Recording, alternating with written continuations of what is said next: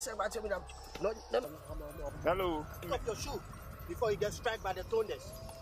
Sorry. You are in the house of Mawu Patopa Osogolisa. There is no fear.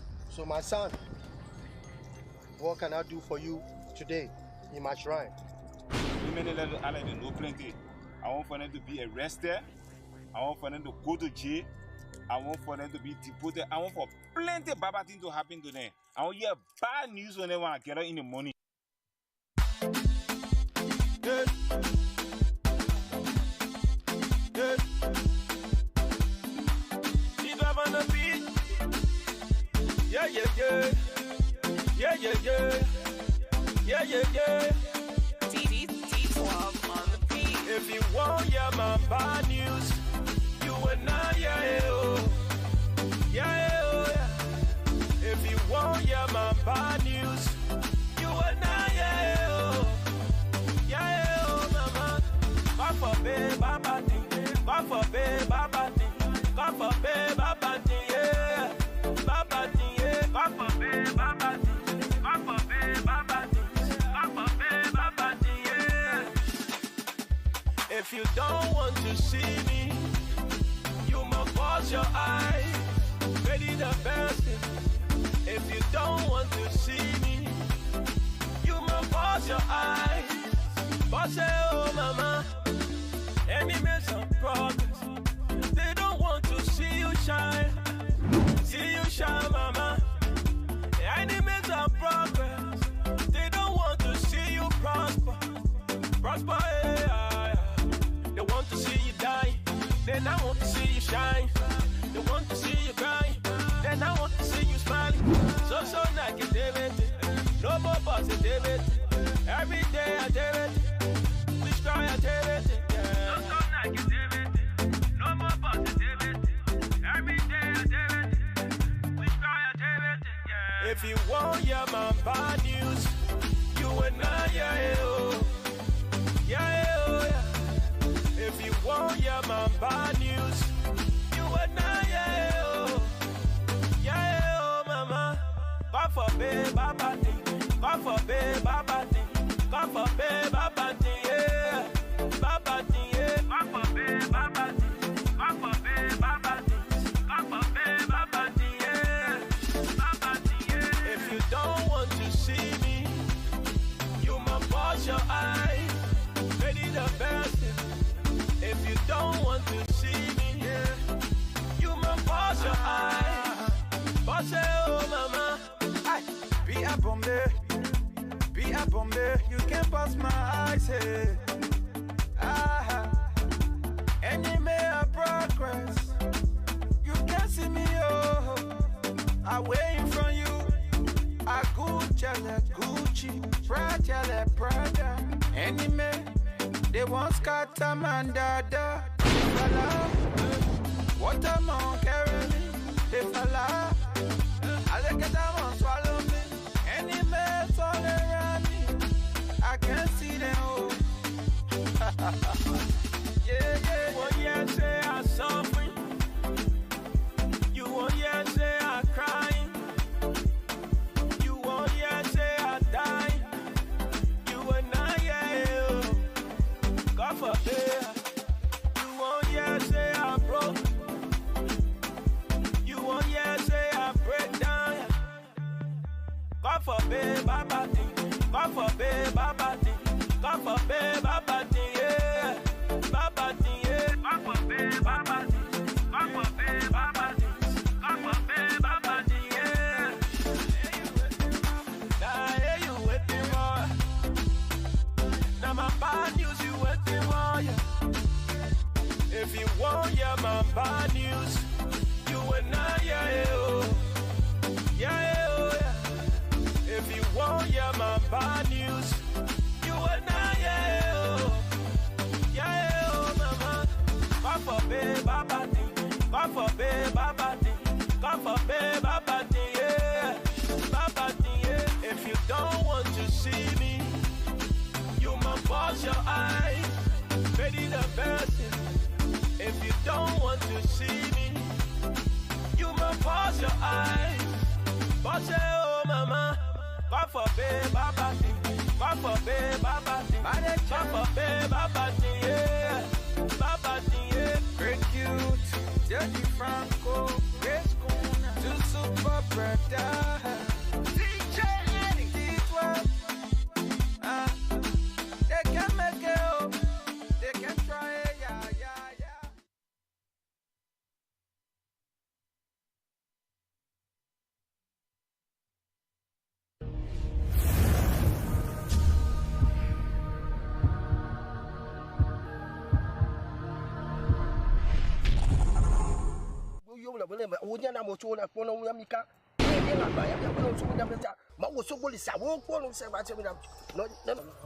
Hello. Pick up your shoe before you get struck by the thunders.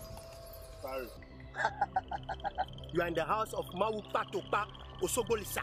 There is no fear.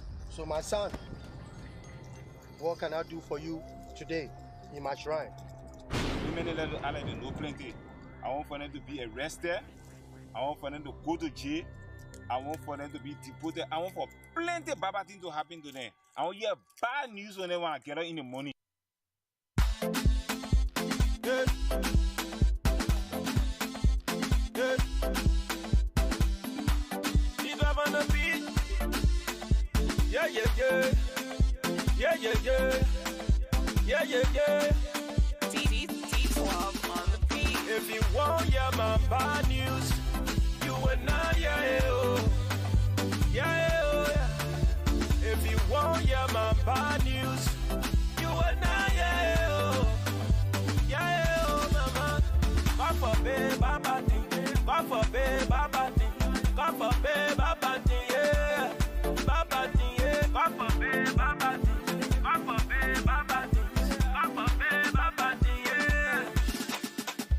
If you don't want to see me, you must close your eyes. Ready the best thing. If you don't want to see me, you must close your eyes. Boss say, oh mama, enemies of progress.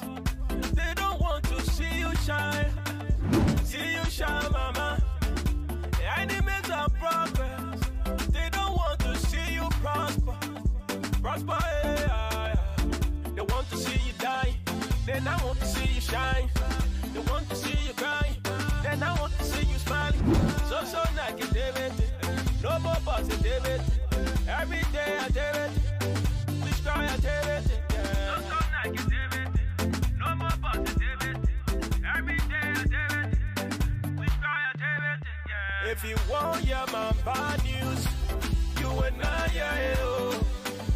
Yeah, oh, yeah. If you want, yeah, my bad news, you and I, yeah, oh. Yeah, oh, mama. God forbid, Baba thing. God forbid, Baba thing. God forbid, Baba thing, yeah. Baba thing, yeah. God forbid, Baba thing. God forbid, Baba thing. God forbid, Baba thing, yeah. Baba thing, yeah. If you don't want to see me, you must close your eyes. Ready the best thing. If you don't want to see me, yeah, you must close your eyes. Boss say, oh mama, I be up on me. Be up on me, you can't pass my eyes, hey. Enemy of progress, you can't see me, oh. I waiting from you, I Gucci, Prada. Enemy, they want scatter man, dada. What am I carrying me? They fella, I look at them and swallow me. Enemies all around me, I can't see them, oh. Yeah, yeah. You won't yet say I'm suffering. You won't yet say I'm crying. You won't yet say I'm dying. You and I, yeah, oh. God forbid. You won't yet say I'm broke. You won't yet say I break down.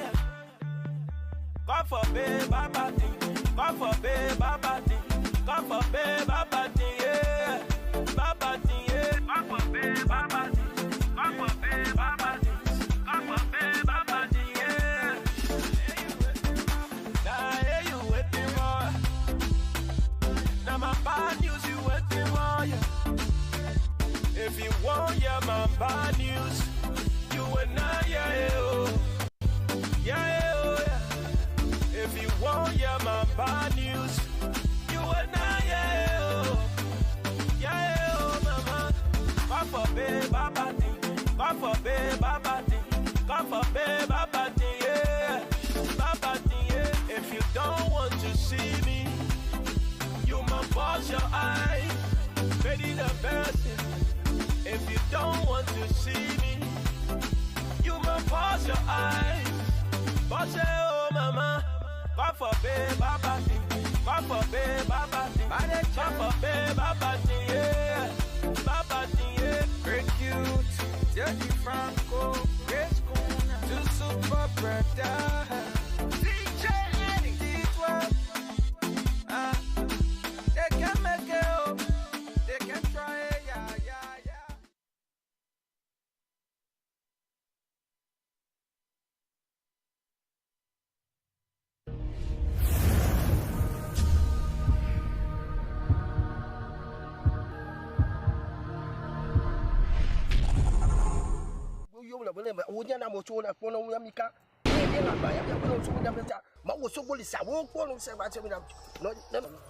Hello. Pick up your shoe before you get struck by the thunders.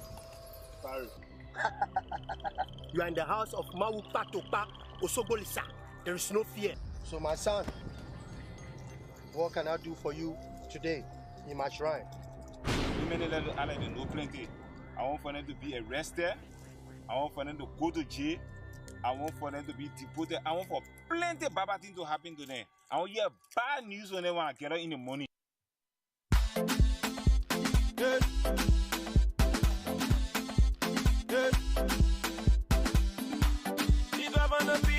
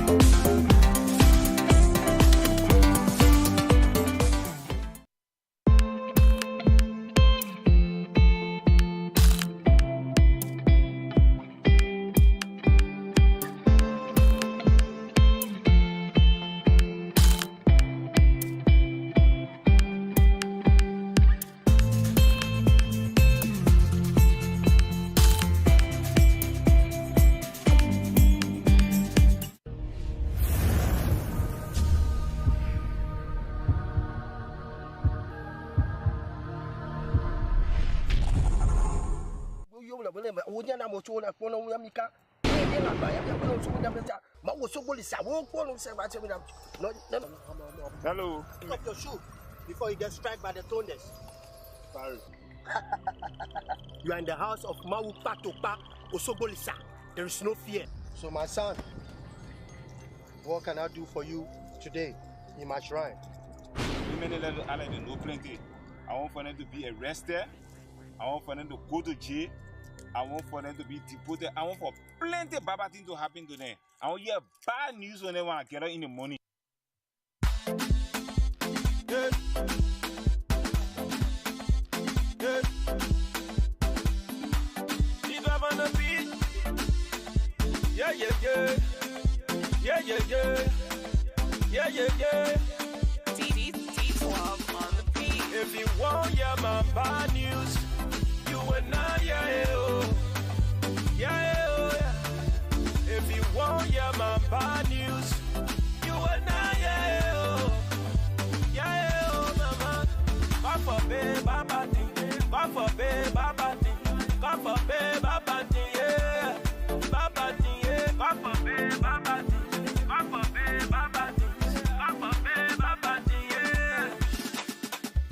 If you don't want to see me, you must wash your eyes. Ready the best. If you don't want to see me, you must wash your eyes. Boss, oh mama, enemies of progress. They don't want to see you shine. See you shine, mama. Enemies of progress. They don't want to see you prosper. Prosper, yeah. They want to see you die. They not want to see you shine. They want to see you grind. They not want to see you smiling. So negativity. No more positivity. Every day I do it. Which cry I do it. Yeah. So negativity. No more positivity. Every day I do it. Which cry I do it. Yeah. If you want hear my bad news, you and I, yeah, oh. Yeah, oh, yeah. If you want hear my bad news, you and I, yeah, oh. Yeah, oh, mama. God forbid, Baba thing. God forbid, Baba thing. God forbid, Baba thing, yeah. Baba thing, yeah. God forbid, Baba thing. God forbid, Baba thing. God forbid, Baba thing, yeah. Baba thing, yeah. If you don't want to see me, you must wash your eyes. Ready the best. If you don't want to see me, yeah, you must wash your eyes. Wash it, oh mama. Be a Bombay, you can pass my eyes, hey.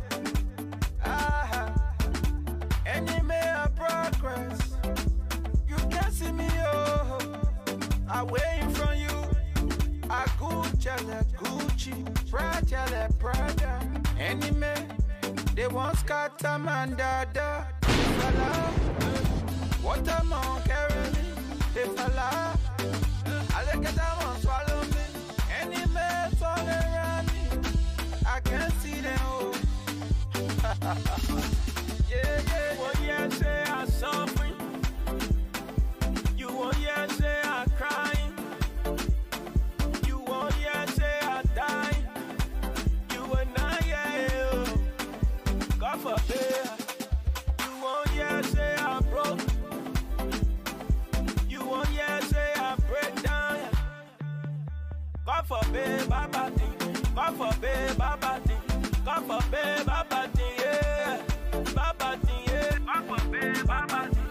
God forbid, Baba thing. God forbid, Baba thing, yeah.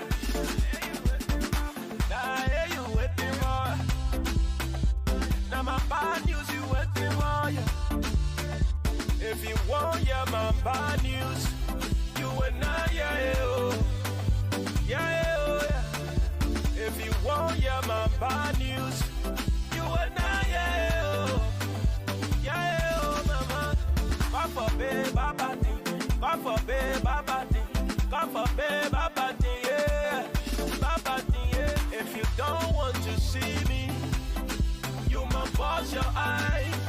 Ready the best. If you don't want to see me, you must wash your eyes. Wash it, oh mama. God forbid, Baba thing. God forbid, Baba thing. God forbid, Baba thing, yeah. Baba thing, yeah. Great cute, Jackie Franco, Grace Kuna, two super brother. DJ Eddie, D12. They can make it up. They can try it, yeah.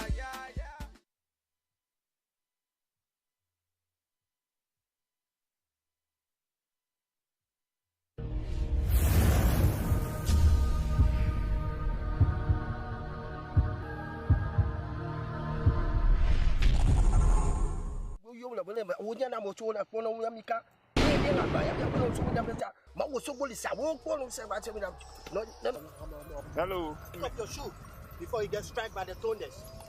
Sorry. You are in the house of Mawu Patopa Osogolisa. There is no fear. So my son, what can I do for you today in my shrine? Lrtn know plenty. I want for them to be arrested. I want for them to go to jail. I want for them to be deported. I want for plenty bad things to happen to them. I want hear bad news when they want to get out in the morning.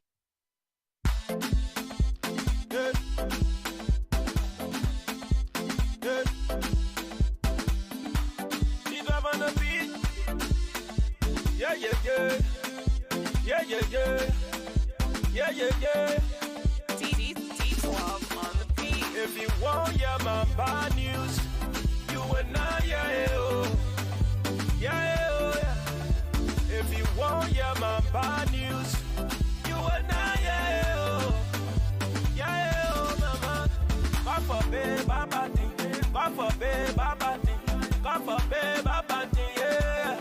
Baba thing, yeah. God forbid, Baba thing. God forbid, Baba thing. God forbid, Baba thing, yeah. If you don't want to see me, you must close your eyes. Ready the best. If you don't want to see me, you must close your eyes. Boss, oh mama, enemies of progress. They don't want to see you shine. See you shine, mama. Enemies of progress. They don't want to see you prosper.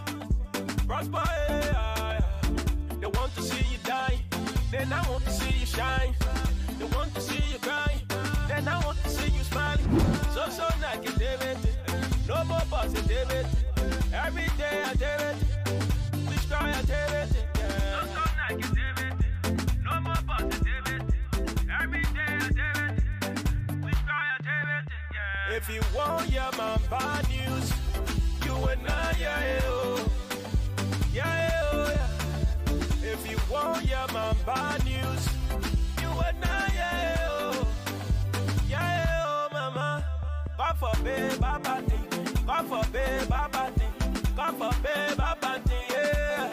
Baba thing, yeah. God forbid, Baba thing. God forbid, Baba thing. God forbid, Baba thing, yeah. Baba thing, yeah. If you don't want to see me, you must close your eyes. Ready the best. If you don't want to see me, yeah, you must close your eyes. Boss, oh mama, be a bombe, you can't pass my eyes, hey. Enemy of progress, you can't see me, oh. I waiting from you, I Gucci, Prada. Enemy, they want scatter man, dada. Fella, what a man carry me, they fella. I look at that one swallow me. Any mess all around me, I can't see them all. Yeah. One year say I suffering, you 1 year say I crying, you 1 year say I dying, you and I, yeah, God forbid. You 1 year say I broke, you 1 year say I break down. God forbid, Baba thing. God forbid, Baba thing.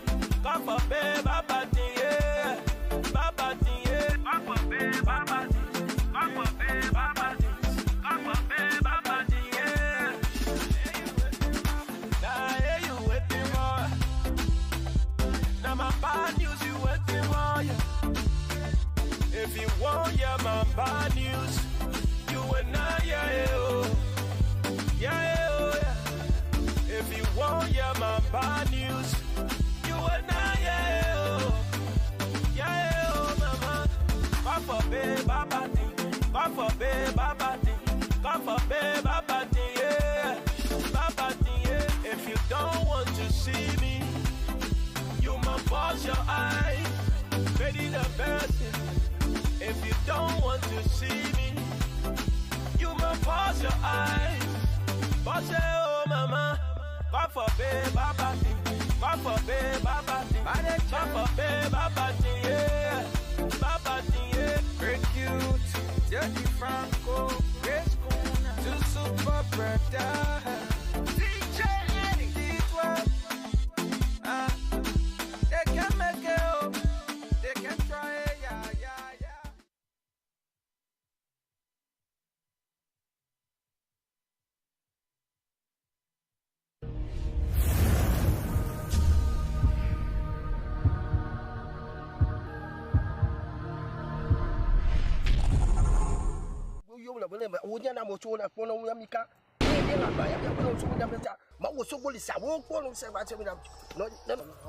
Hello. Pick up your shoe before you get struck by the thunders. Sorry. You are in the house of Mawu Patopa Osogolisa. There is no fear. So my son, what can I do for you today in my shrine? Women Lrtn know plenty. I want for them to be arrested. I want for them to go to jail. I want for them to be deported. I want for plenty bad things to happen to them. I want to hear bad news when they want to get out in the morning. Yeah. Yeah. Deep up on the beat. Yeah, yeah, yeah. Yeah, yeah, yeah. Yeah, yeah, yeah. T12 on the beat. If you want, yeah, my bad news. You and I, yeah, oh. Yeah, oh, yeah. If you want, yeah, my bad news. You and I, yeah, oh. Yeah, oh, mama. God forbid, Baba thing. God forbid, Baba thing. God forbid, Baba thing, yeah. Baba thing, yeah. God forbid, Baba thing. God forbid, Baba thing. God forbid, Baba thing, yeah. If you don't want to see me, you must wash your eyes. Ready the best. If you don't want to see me, you must wash your eyes. Boss, oh mama, enemies of progress. They don't want to see you shine. See you shine, mama. Enemies of progress. They don't want to see you prosper. Prosper, yeah. They want to see you die. They not want to see you shine. They want to see you cry. They not want to see you smiling. So negativity. No more positivity. Every day I do it. We try I do it. Yeah. So negativity. No more positivity. Every day I do it. We try I do it. Yeah. If you want, yeah, my bad news.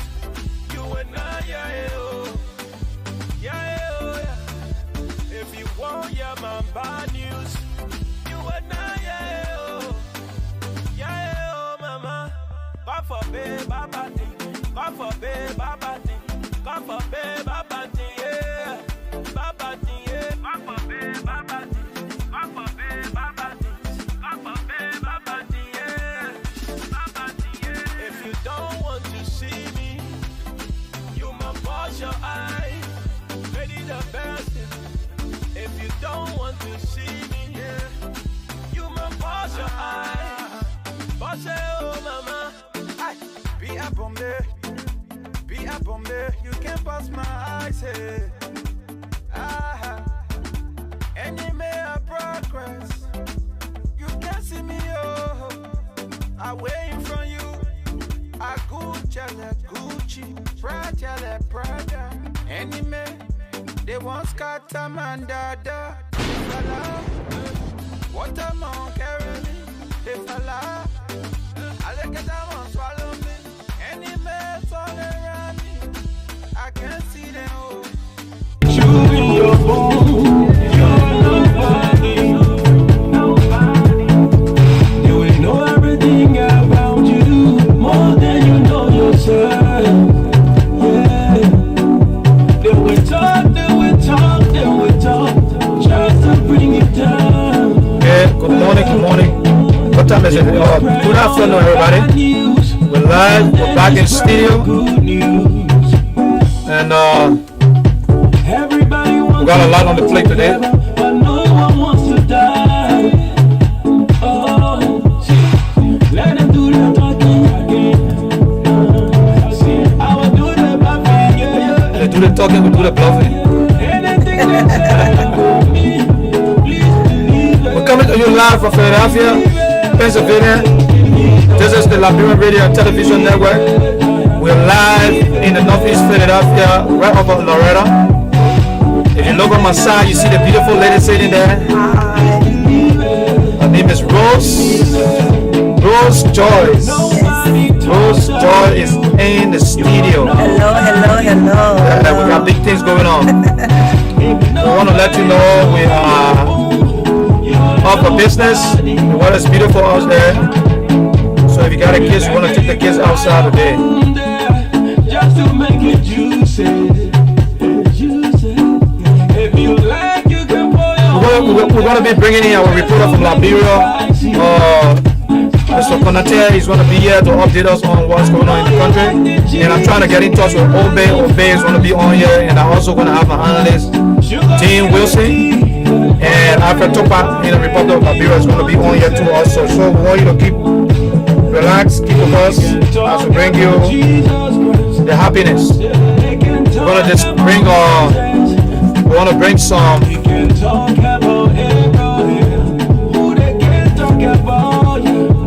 me see.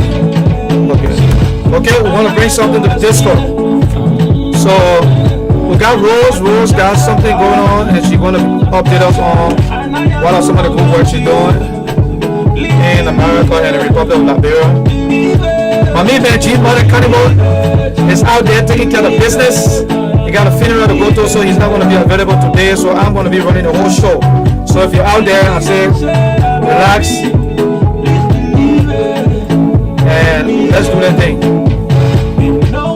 All the single men out there, they get this is single. I'm taking you because you're looking at the number here. You're coming on now. All of you're coming on. Nobody asked for number here. That number there over there. I don't get number. Alright? So if you're in Liberia, we don't worry because it will take you. You got a new visa to come. So we worry about that. So we're begging you. So just sit tight, relax, and let's take a quick break. We're gonna be right back. Okay?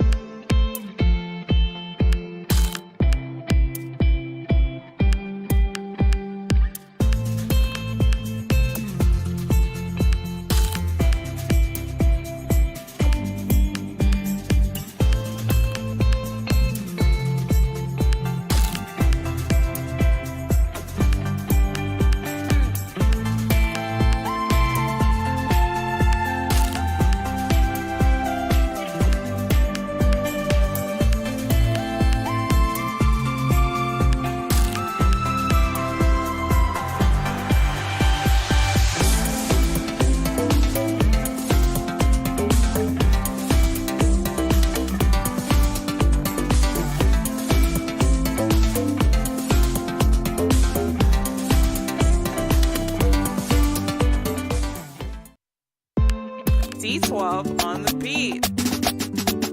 All I do is win, win, win, win, win, win, win, win, win. All I do is win, win, win, win, win, win, win, win, win. Born to win. I say I was born to win. Born to win. I say I was born to win. All I do was win, win, win, win, win, win, win, win, win. All I do was win, win, win, win, win, win, win, win, win. I say I jump over it. Now how you deal with me, I jump over it. I say I jump over it. Now how you deal with me, I jump over it. They will see it. I said they will, yeah. So you forced to let me. You not let me say you forced to let me. You forced to let me. You not let me say you forced to let me. Jehovah bless you, know. Okay, ladies and gentlemen, we're back. And like we said, we're going to take a little break and we'll be right back. I'm in here with Joyce from Philadelphia. And I also have George on the line from Upper Derby. He's going to be updating us on some good things they're going to be doing in the community. So if you're out there, please share the video. Let somebody know that we're on live and let them come and get the happiness. Alright? So George, you there? Okay, hold tight, George. Okay, just hold tight. I'm gonna get into this right away. Okay. So George, we got a background for you. Can you get somewhere, please? Somewhere good that we can be able to get you. We got kids talking in the back. Alright everybody, welcome to the show. We're live and we're coming to you live from Philadelphia. And we have Joyce in the studio with us. She's been doing some wonderful work in the community, and what she's doing is it have to do with EMS and EMT, right? Yes, sir. EMS and EMT. She's going to tell us exactly what is that about. She's going to tell us. And okay, I got my reporter calling from Liberia. Mr. Konante, are you there? Hello? Hello? Yeah, hello? Who's the Afra Tokba, right?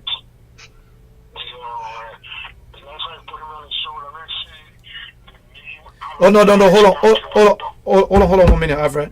Hold on 1 minute. Okay, let's take a quick break. We'll be right back. Hold on 1 second. Let me take a quick break, and we'll be right back. Hold on 1 second. Hold on, Alfred. Hold on 1 minute. Hold on 1 minute.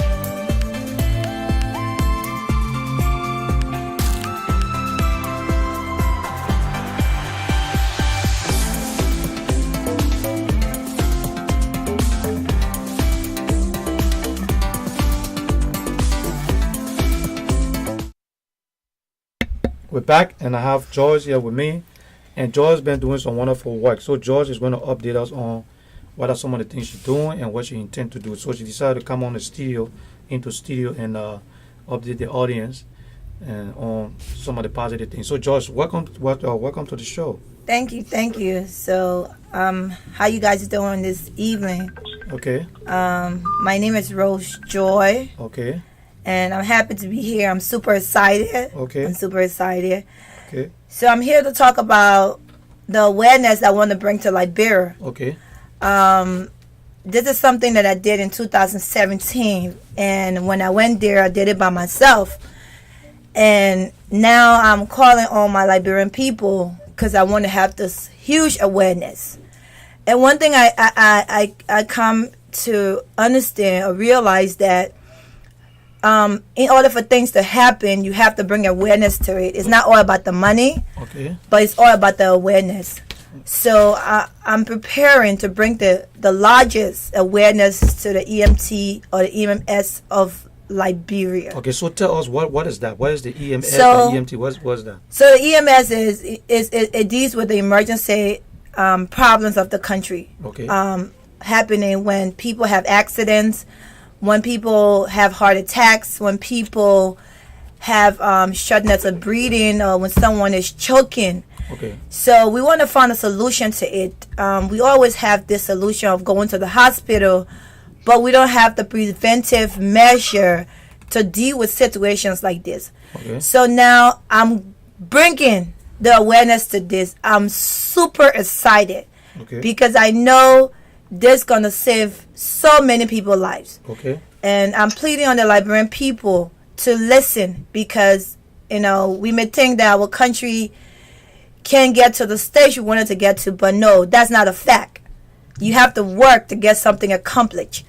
So I'm working, I'm putting my time, I'm dedicating myself, my life to my Liberian people, because I know Liberia deserves better. And I'm a Liberian. For the fact that I'm a Liberian, I deserve better. I know my country deserves better. So let's do this, be a part. Don't be a spectator. Be involved, be active. If you want to join the team, we're going to go ahead and give you my number in order to support this cause or this campaign. I have a GoFundMe page on my page, which is Rose Joy Carmore. Also, you can cash app me at 678-557-5366. Okay. You can cash app me at 678-557-5366. Okay, I'm gonna put the number on there. Put all of that up on the screen for them to see it. So this is basically more into the health sector. Yes. Okay, I got Alfred Tokpa is on the line from Liberia. Alfred, you on there, right? Mr. Tokpa, you on there? Hold on, let me see. Mr. Toba? Hold on 1 second. I got Alfred Toba on the line. Alfred, you there? Okay, Alfred just left. He's probably going to call me back. He will probably call us back. Okay, so you've been doing some work in Liberia, you said? Yes, so 2017, I went there and I did a couple of teaching. I went there and I did a couple of teaching. I went into the Benson Hospital and I did a couple of teaching at the Providence Baptist Church, and I did a couple of teaching at the YMCA. So my people didn't come a lot because they don't know what is EMS. They don't have a clue that it even exists in the country. Even people that's in hierarchies don't even know what is EMS in the country. So December 2019, that would be the biggest awareness of EMS of Liberia, bringing eyes to this department, because we're going to fix it. We are tired of our people dying in car accident. We are tired of our children dying at home or our parents dying at home. So we will, and there's nothing going to stop us because we are powerful people. So we're going to work, and we're going to accomplish this. Okay, so let me ask you something, Joy. You know, everything you do, especially when it comes to Liberia, you want to do it legally. So is this like a non-profit or is it registered? Do you have the necessary legality to do this? So I'm a part. I have a foundation which I'm a part of, okay. And also my team is connected to Road to Health. Okay. We are our organization that is legal. We have paperwork and stuff like that. But for the fact that we are legal, I don't want to go soliciting money from the American people. This project is about my people. Okay. I refuse to ask another nationality to help this project. Okay. Because we as Liberians, we have the money. We live in this country. We ride the biggest cars. We wear the designer's clothes, and we can do this. And, you know, I want this to be like a own Liberian thing. I don't want us to be begging other people, because you know what? Because the fact is that our ancestors always allowed people to come and give us stuff. Today we are suffering. Today we are paying for it with our generation. So this is a Liberian thing, and I just want Liberian supporter. I don't care about my foundation soliciting money from other places. I want this to be a Liberian thing, and I will fight for the Liberian people to be a part of this. So if somebody's watching you right now, because you have the biggest platform you think about in the Pennsylvania area, we got YouTube, we have the YouTube, we got Twitter, we are on different platforms. If an American person see this and they want to donate and to help to do something, are you telling me that you don't want to take any money from any other person? I have American friends. I have Puerto Rican friends. I have all sort of kind of friends. Okay. So that is optional. If they want to do it because they know me, because they know Liberians, or because they love the country, they can go ahead. But that's not going to be the major concern for this project. The major concern for this project would be a Liberian blood-born that would support this project. So you actually want only Liberian people? You want it to be a Liberian thing? Yes, not only, but if we see my friends want to be a part of this, in terms of donations. Yes, donation. You want them to support it. You want them to fund it. Yes. To do everything. You Yes. don't want nobody else. I'm not gonna say that, because I have a couple of people, white friends, that already supported this mission. So I'm just saying that I want this to be a main thing for Liberians. I don't want to go running around to other people and begging. I want my people to be a part of this. I want my people to get into their pockets, to get into their soul, their minds, to support this. So December 2019, that I can go to Liberia and call the biggest awareness to the EMS of Liberia. And that's all I want. So how many people you have on the team? Because you keep talking about the biggest. You're talking about the biggest. What you have structure in place? You have Yes, I do. You have people selling in Liberia. I do. Do you have equipment? You got all of that because even apart from America, when you go to Liberia, you can just go to Liberia and you just start to do things. Hello, Mr. Konate, you there? Yeah. Okay, hold on 1 second on the line, okay? Yeah. So yes, I do. Okay. I'm working with the Department of Liberia, the EMS of Liberia. I'm working hand in hand with them. Okay. The head of that department is Mark Luke. Mark Luke. That is my friend, and we have created a real good relationship. That Okay. he's willing to receive me. He's willing to work with me. He's willing to accept some changes that I'm coming with. So I'm not just doing this with the American part of me or with the American people from Liberia. I'm doing this with the people of Liberia too, the main people of Liberia. So can we say you are a concerned citizen who decide to take up an initiative to go to Liberia and give back to Liberia? Yes. Right? That's yes. what you should say, right? Yes, so that's what I am. You're just concerned and you want to go back to Liberia to do something positive. You want to be able to do something to help back home, right? Yes. So that's why you decided to come to this identical or part of the health sector and see if you can do something in there, right? Yes. So, ladies and gentlemen, those of you who out there watching, we keep saying that Liberians are not ready. We don't want to do nothing, and people just sitting in America. They don't want to move. They don't want to do anything. Now you listen to Rose. Rose is saying that she's concerned about the situation when it comes to the health sector in Liberia. So she's taking up an initiative to go to Liberia and help with the emergency response system. So I visited Liberia before. I went there a couple of times and I see the situation where when something happens, everybody just standing around. A part of the people they just stand around. Just look. Nobody. Figure out to do CPR or nothing. Let me say call the police or call the ambulance. Something. Those different opportunities not there. Yes. So the people are not used to that. No. So now Rose is saying that she want to go to Liberia to make some impact. She want to be part of it. She want to do something. Yes. So she wanted to be a Liberian-based something. So she want every Liberian, wherever you are.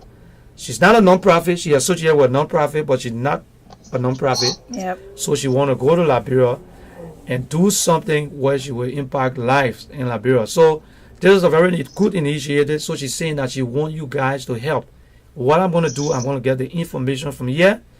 And we are a non-profit organization here based in Philadelphia, Pennsylvania. The Liberian Radio and Television Network is being owned by the Sharing Development Foundation. We're legal. Everything we do here is legal.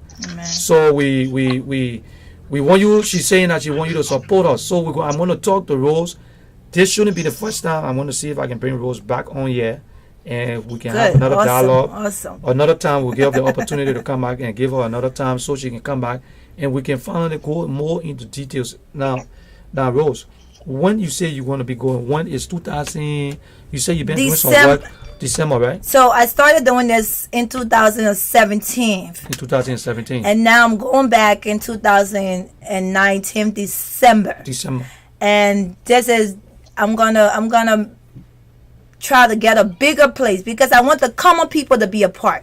There's not a government thing. Okay. This have nothing to tie to government. Okay, that's good. There's not politics. It's nothing to do with politics. Yeah, when it comes to health. Yeah, when it comes to health, health. most of the time it got nothing to do with Yeah, politics. even if you in the hierarchy and something happens to you, you need someone to help you. That's correct. So nothing about politics. I tie to no politician. Nothing. Okay. I'm a simple person. I'm here to help my Liberian people.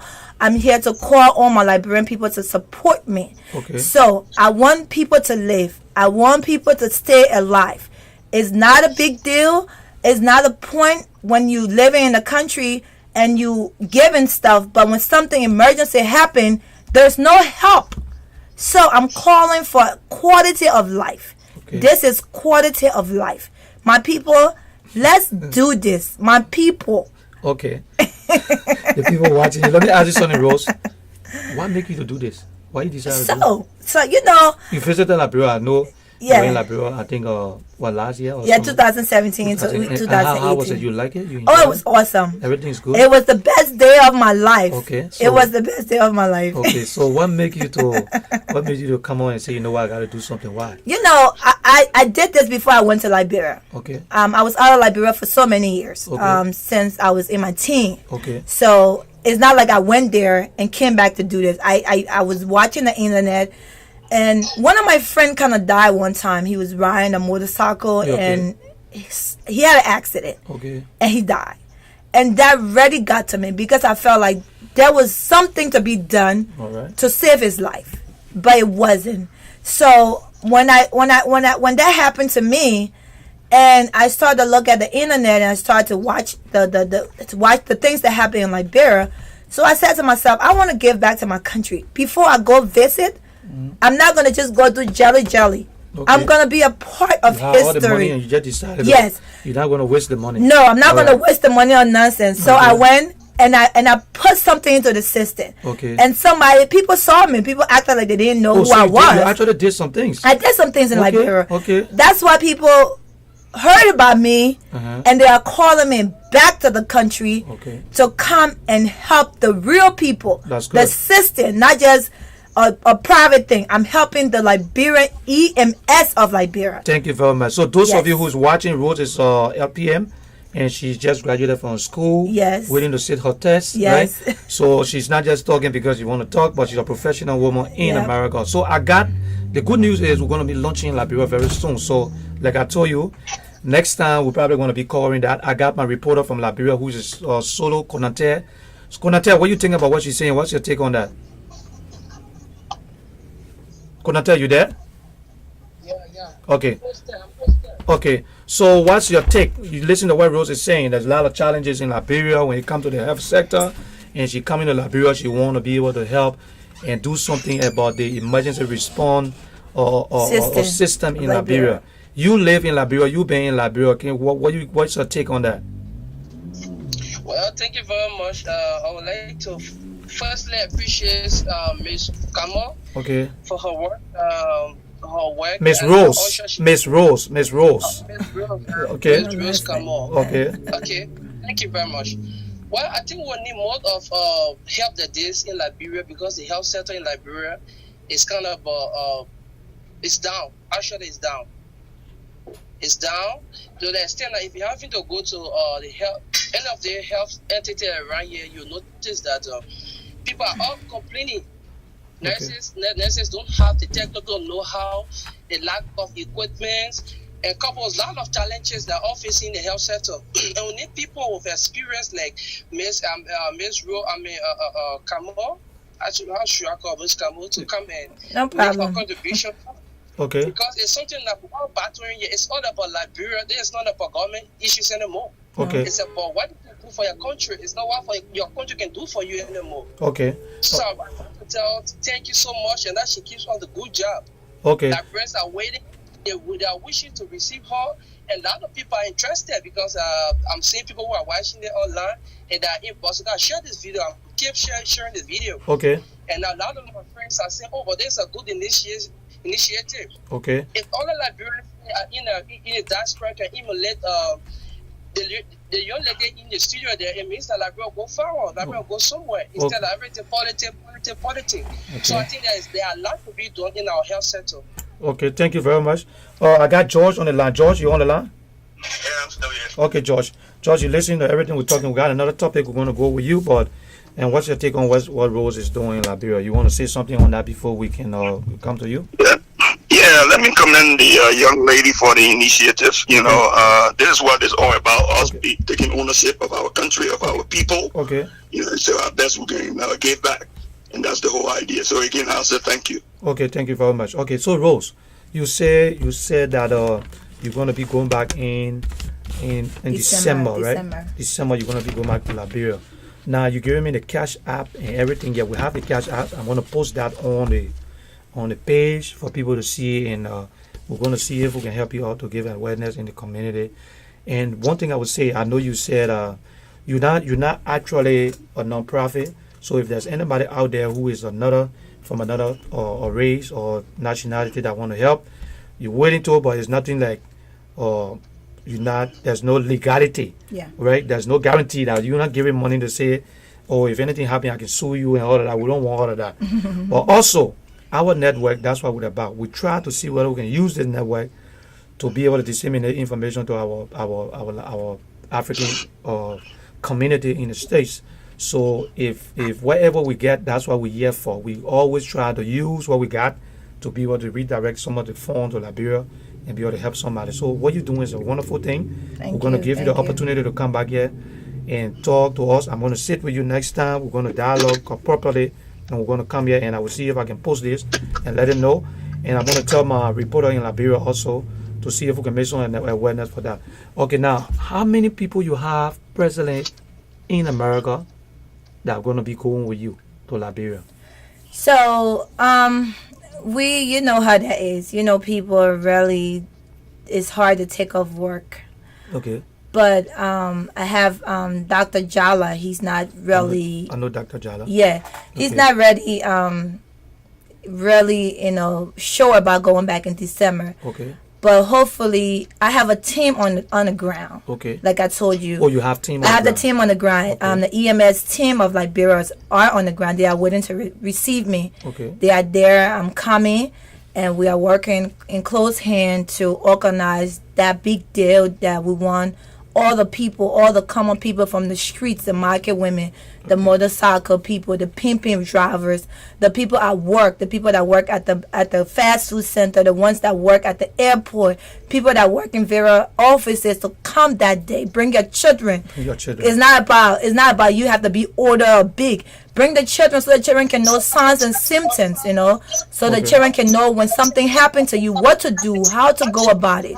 So that day, the Liberian team, they are waiting for me, and Mark Luke is the head. I want to say thank you to him because it's not easy. He's doing his best to help the Liberian people. Okay, now let me ask you, right? I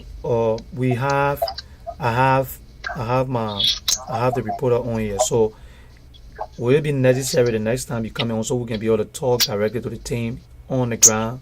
If we can have them, on, so we can be able to talk to them. And sure. He's willing to come on anytime. Okay. Mike Luke is willing to come on. He was on a couple of shows with me. It was late night. He even came on like he woke up out of his bed. Okay, let me hold you there. Let's take a break and we'll be right back. Okay. All right. Okay.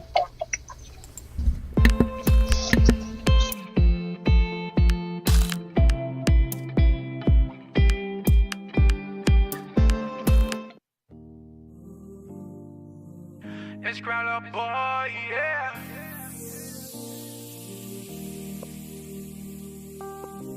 I too happy you came my way. Soon on day break like your face I wanna see. I just wanna be loving you, like just how I wanna be. I will ride for you like Gange. No one wants you, you're not pamble. I love you, don't tante. Oh, got me singing like morning, oh, morning, baby. I just wanna sing morning, oh, morning, baby. Wrote a song for you, yeah. Morning, oh, morning, baby. I'm in love with you. Morning, oh, morning, baby. When you smile, the whole world freeze. Oh, da, da, da. When you pose, no need to say cheese.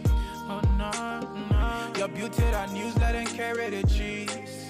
Oh, yeah, oh, yeah. No competition, you take it with ease. Put that, you know, put that on my heart, oh. For nobody, wherever your spot, oh. Morning, oh, morning, baby. Morning, oh, morning, baby. Morning, oh, morning, baby. Morning, oh, morning, baby. They leave with my bone, I won't pour you in glass. Oh yeah, oh yeah. Fly salmon, I'll touch you when you pass. You find like a man and go out there. Oh yeah, oh yeah, oh yeah. You too metro, you not like fries. You my everyday new thing. Cover bed party in the daily. Oh, me I like good. So okay, we're back. Thank you, ladies and gentlemen. We are back, and I'm in the studio with Rose, George, Camo, and she's asking every Liberian to try and be a part of her initiative. She want to go to Liberia and she want to help on the emergency, the emergency EMS and EMT sector. Be warrior. I don't even know what's that. EMS. Okay, so she concentrating mostly on the health sector. Yeah. And I mean, this is a wonderful thing. It's a wonderful thing to see young Liberians in America who having the opportunity to go back home and try to perform their patriotic duties as a Liberian. So we want to say thank you, Rose, so much for that. And what we're going to do is this. I'm going to take the numbers from you. We got to do this another time. We got to come back so I can have you on here another time so we can dive into this. And I will have my reporter to see if you can give me the information to go to the guy you're talking about in Liberia, your team, Okay. so we can bring them on and we can actually dialogue and talk about things that are happening and affecting. No We problem. also have the health sector in here with Mr. P. I will have Mr. P to be on here so he can talk, because when you're talking the data thing and you know all of that. I mean, I know all the data thing. Yeah. Well, you know, so I will have him come on here so he can sit down and you guys can dialogue and talk and go into depth and talk about some of the things, because there are a lot of challenges in Liberia. I visited Liberia. You will not believe it. I saw somebody I bossed in Liberia before, and the person was screaming and crying.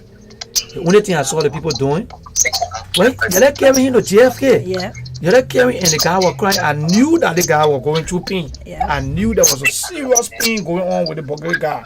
Well, they're carrying JFK. They're carrying JFK, like all they were saying. Yeah. So, I mean, it's a good thing to see exactly what you're doing, and I hope our people out there now. This shouldn't be something where, like you say, you don't want to wait for, it shouldn't be an American thing. It should be something where every Liberian should take this seriously and try to help.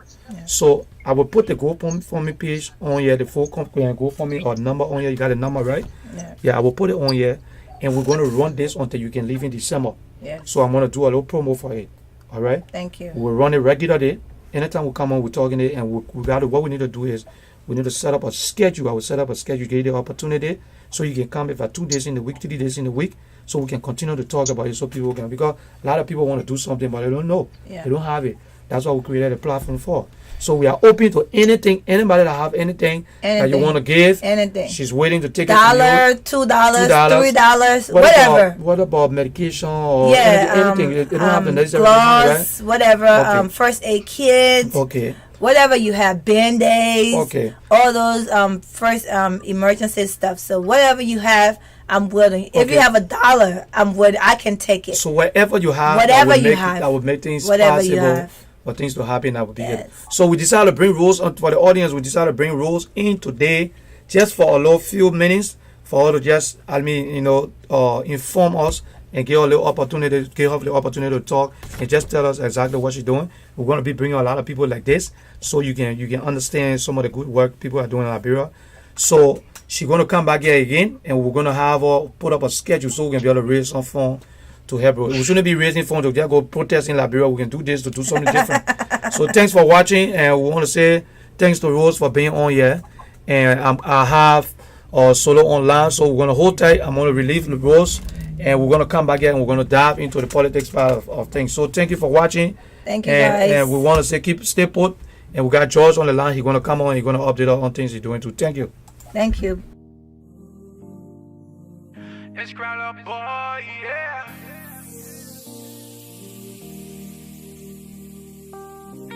I too happy you came my way. Soon on day break like your face, I wanna see. I just wanna be loving you. Like just how I wanna be. I will ride for you like Gange. Now I want you, you not pamble. I love you, don't touch it. Oh, got me singing like morning, oh, morning, baby. I just wanna sing morning, oh, morning, baby. Got a song for you, yeah, yeah. Morning, oh, morning, baby. I'm in love with you. Morning, oh, morning, baby. When you smile, the whole world freeze. Hold up, da, da. When you post, no need to say cheese. Oh no, no. Your beauty that newsletter and carry the cheese. Oh yeah, oh yeah. No competition, you take it with ease. Put that, you know, put that on my heart too. But nobody, wherever your spot, oh. Morning, baby. Morning, baby. Morning, baby.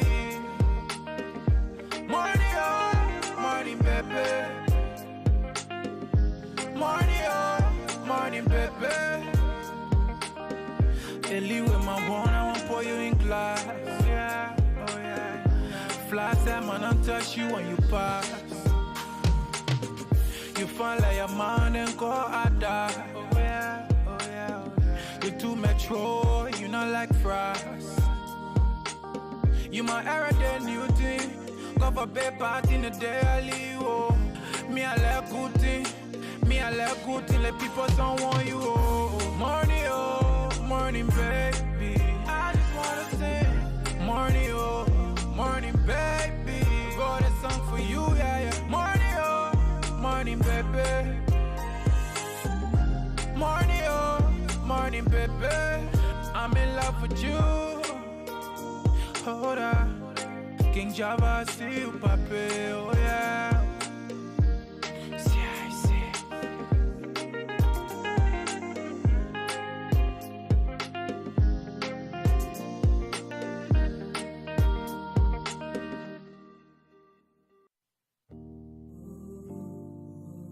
It's Crown Up Boy, yeah.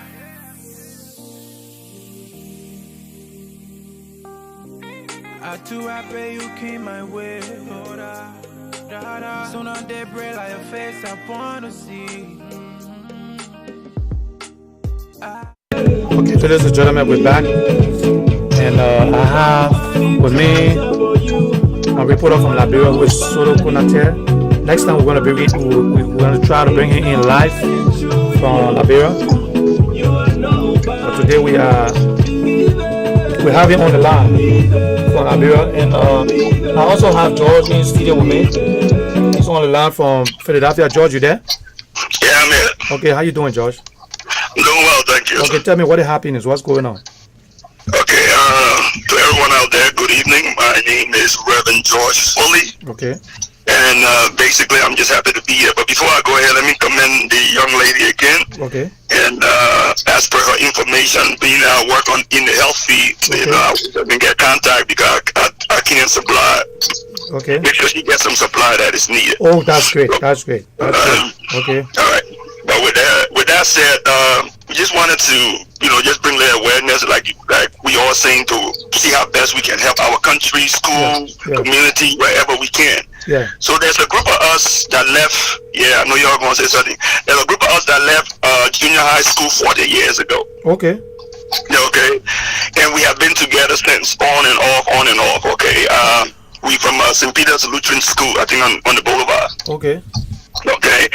What we trying to do as our class, this is an organization, we usually collect money and give back. Okay. But our class have decided, because it's been 40 years, so we having a program to benefit not only to our school, but starting with our school, where we want to do a science lab. Okay. So with that said, I know that's what the long years say. I frequent Liberia most often, and I see what the people really need.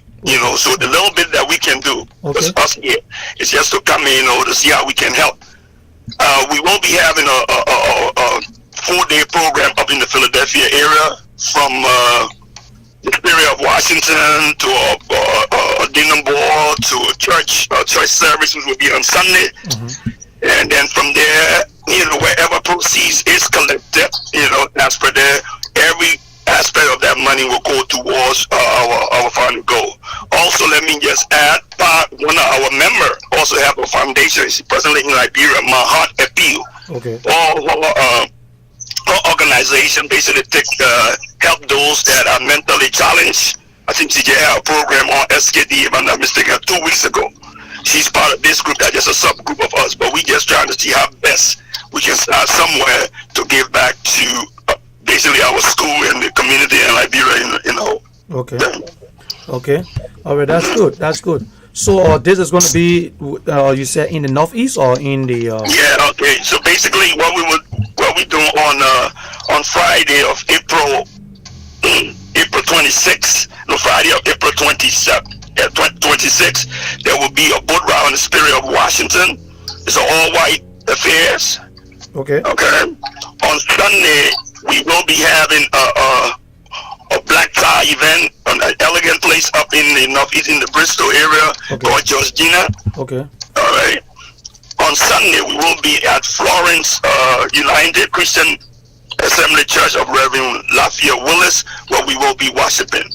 The cost of this is $100. You know, again, it's a black tie affair. Okay. The boat ride is all white. It's an all white dress up. Okay. All right. Okay. George, how long you been doing this? 40 years. Oh, you said 40 years. 40 years. So you guys been going back and forth to Liberia? You've been visiting? Yeah, Liberia? I mean individually, Africa, Liberia, once a year or twice a year. You know, I've seen it. One of the things that stuck with me, like the young lady was saying, you know, when you leave, when you grew up, I grew up in the Blanco era, Blanco era, and if you can leave things 40, 30 years later, it is still the same. It's still the same, I'm telling you. Still the same. You know, my brother, what really got to me, I know when I was a little boy, I used to go to Do River to do what I had to do there. Yeah. And I still see people going to Do River, buying tissue and what have you. Yeah. You know, they just struck up. Yeah. And God have blessed some of us, you know, to migrate over here. You know, this is a blessing here. It's only right that we give back. Okay. You know, but we all can get started somewhere. Okay. Okay, so for our audience, that's George on the line, and they're going to be having a fundraising in the northeast area, and the Liberian Radio and Television Network is going to be covering the program for them. All right, so we're going to be there live, and you're going to be seeing everything that's happening. And also, George, I'm going to tell you that if there's anything that's going to be taking place in Liberia, we're about to launch in Liberia. So we're going to be there, just how you see the KMTV running. We're going to be in Liberia also, have our team on the ground. They're going to be working in Liberia and doing work for us. So you say it's $100 for anybody can come, right? Anybody can come. Anybody can come. Anybody can come. Anybody can come. Okay. Yeah. So admission for you say $100 the tie, right? Yeah, it's a black tie affair. You know, I mean, it's what we do. Men black suit, black tie. Women in an evening gown, black. And that would be $100. $100. Can I just throw this in? We will have just two little mini performance because the whole idea for people to come and enjoy yourself. So all you can eat thing, you can, you know, this $100 call, all you can eat, all you can drink, but only limited to beer and wine. So anything hard beverages for those who drink, you got to pay for it. But the $100 calls, all you can eat and all you can drink. Okay, now all the 4 days program you have to do, can you bring kids? Is kids available? Kids can come? For the meet and greet, yeah, I'm sorry I didn't show you a meet and greet on Thursday, and there were adults who can bring kids, but it's an all adult affair. Oh, all adult affair. Yeah.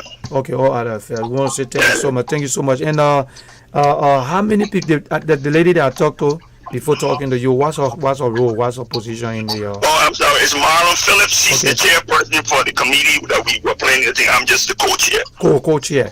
Yeah, but she had a funeral today, so. Okay, so the program is going to be taking place in Philadelphia Northeast. So what I'm going to do, George is on the phone, so people talking, people hearing your voice, but it's going to be good. We're going to set up another time where you can come in studio, so people can actually see exactly who's talking and some of the things going on. I got the flyers, so I'm going to call you and we're going to set up a special time that you can come in studio, so we can go into details and we can talk about this, and you can give the audience more information, especially for those who live in the Northeast. So this is something that we have to come together, and that's why the Liberian Radio and Television Network is here for, to make sure we enlighten our people and give them information that's happening in the community. And everybody watching, these are things we should be doing. Of course, we talk politics, but these are things we should be doing, because like George said, you can leave your neighborhood for 40, 30 years and you go back and people still doing the same thing.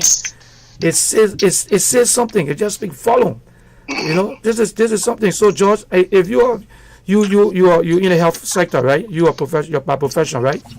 No, I'm an accounting.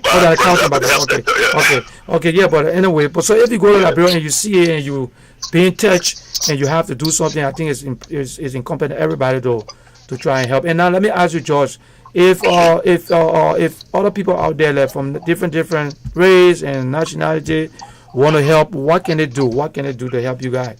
I mean, the flyer goes for everyone. We know we are diverse. The idea, we just want our message to go across. All about Liberia. We want to help Liberia, All right. And if I should throw this in, there's hope, transparency. I did, yes, President, I would throw that in. I did work with the corporate America for the last 13, 14 years. So everything is marked, everything is booked, everything, to see what we trying to do. If I can just throw one thing in the flyer, Go ahead. Yeah, there will be special performance by our Princess Fatu Gifler, one of our artists. I guess from years past, and our gospel artist name is Abraham Gibson. Yeah. But everything else would be just us having a good time to do what we have to do. So you gotta come out. Make sure you come out. We're gonna give you the date and everything. Come out so you can enjoy yourself. Repeat the date again, or George, so they can hear that. So Friday is the One Spirit of Washington is from 11 to 2. 11 to 2. It's all white affair. And I hope the weather's be nice too. Yeah, we're praying on Saturday. I know, let me put it Liberian. For Liberian people, we are starting on time. Because we're kind of late. It's from 7 to 12. 7 to 12. 7 to 12. Don't count 2 o'clock because you're waiting. You go to all the other parties, they kind of miss it. So you got to count 7. Yeah, 7 to 12. I beg you, if you're coming here, please come our way. We will be there on time. I know you heard earlier, I said, Remy, they will tell you about me. I like to be punctual even in church. So please, if you come in, don't waste your money. Please come here and have fun and enjoy yourself. Enjoy yourself. Okay, we want to say thank you so much, Remy. And we're going to bring you on live. I'm going to try my best. We're going to get in touch. And we're going to bring you on live so we can keep discussing it until the program can happen. So we want to say thank you for coming on, and we really appreciate it. And you guys keep supporting us so we can have this network for everybody. This is the only means that we believe that we will have in Philadelphia, Pennsylvania, in the tri-state, where we'll be able to give information to our people so they can know exactly what's happening. So we want to say thank you for coming and keep in touch. Keep in touch.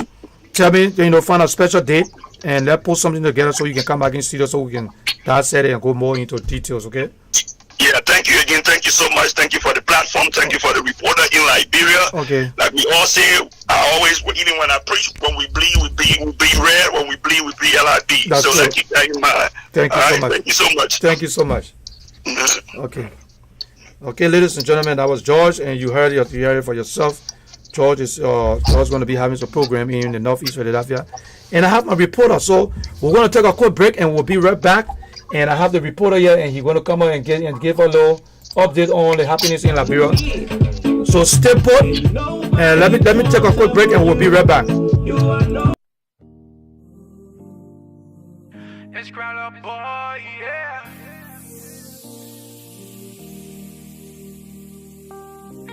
I too happy you came my way. Soon on day bread like your face, I wanna see.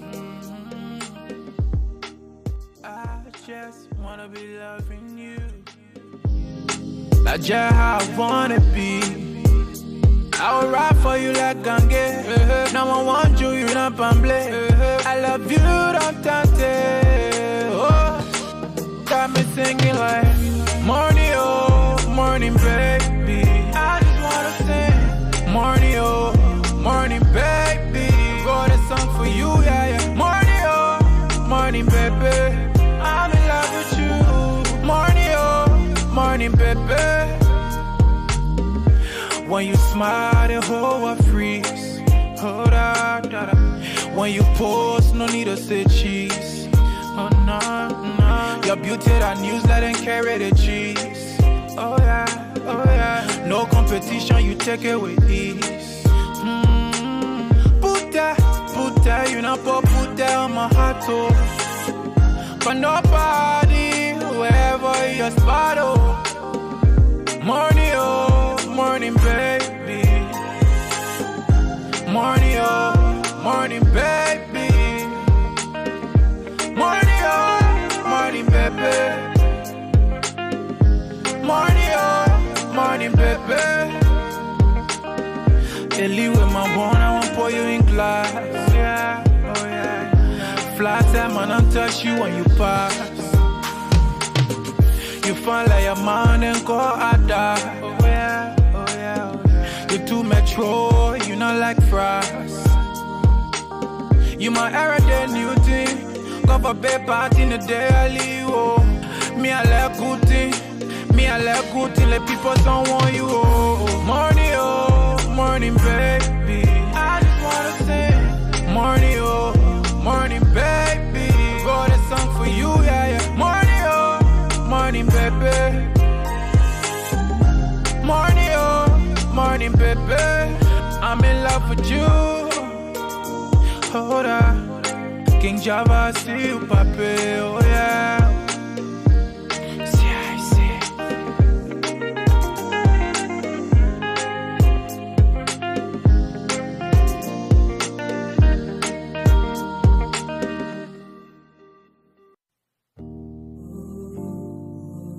It's Crowler boy, yeah.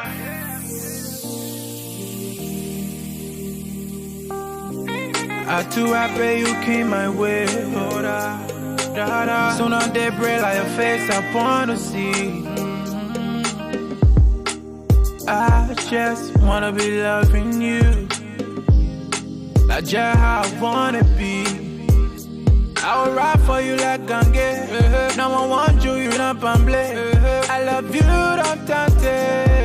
Oh, got me singing like morning, baby. I just wanna sing. Morning, baby. Got a song for you, yeah, yeah. Morning, baby. I'm in love with you. Morning, baby. When you smile, the whole world freeze. Oh, da. When you pose, no need to say cheese. Oh, no. Your beauty, that news, let them carry the cheese. Oh yeah. No competition, you take it with ease. Put that, you not put that on my heart, oh. But nobody, wherever your spot, oh. Morning, baby. Morning, baby. Morning, baby. Morning, baby. Ellie with my one, I won't pour you in glass. Oh yeah. Fly time and I touch you when you pass. You find like your man and go out there. Oh yeah. You too metro, you not like fries. You my Lrtn new thing. Go for bed party in the daily, oh. Me I like good thing. Me I like good thing. Let people don't want you, oh. Morning, baby. I just wanna sing. Morning, baby. Got a song for you, yeah, yeah. Morning, baby. Morning, baby. I'm in love with you. Hold on. King Java, see you, papi, oh yeah. See, I see.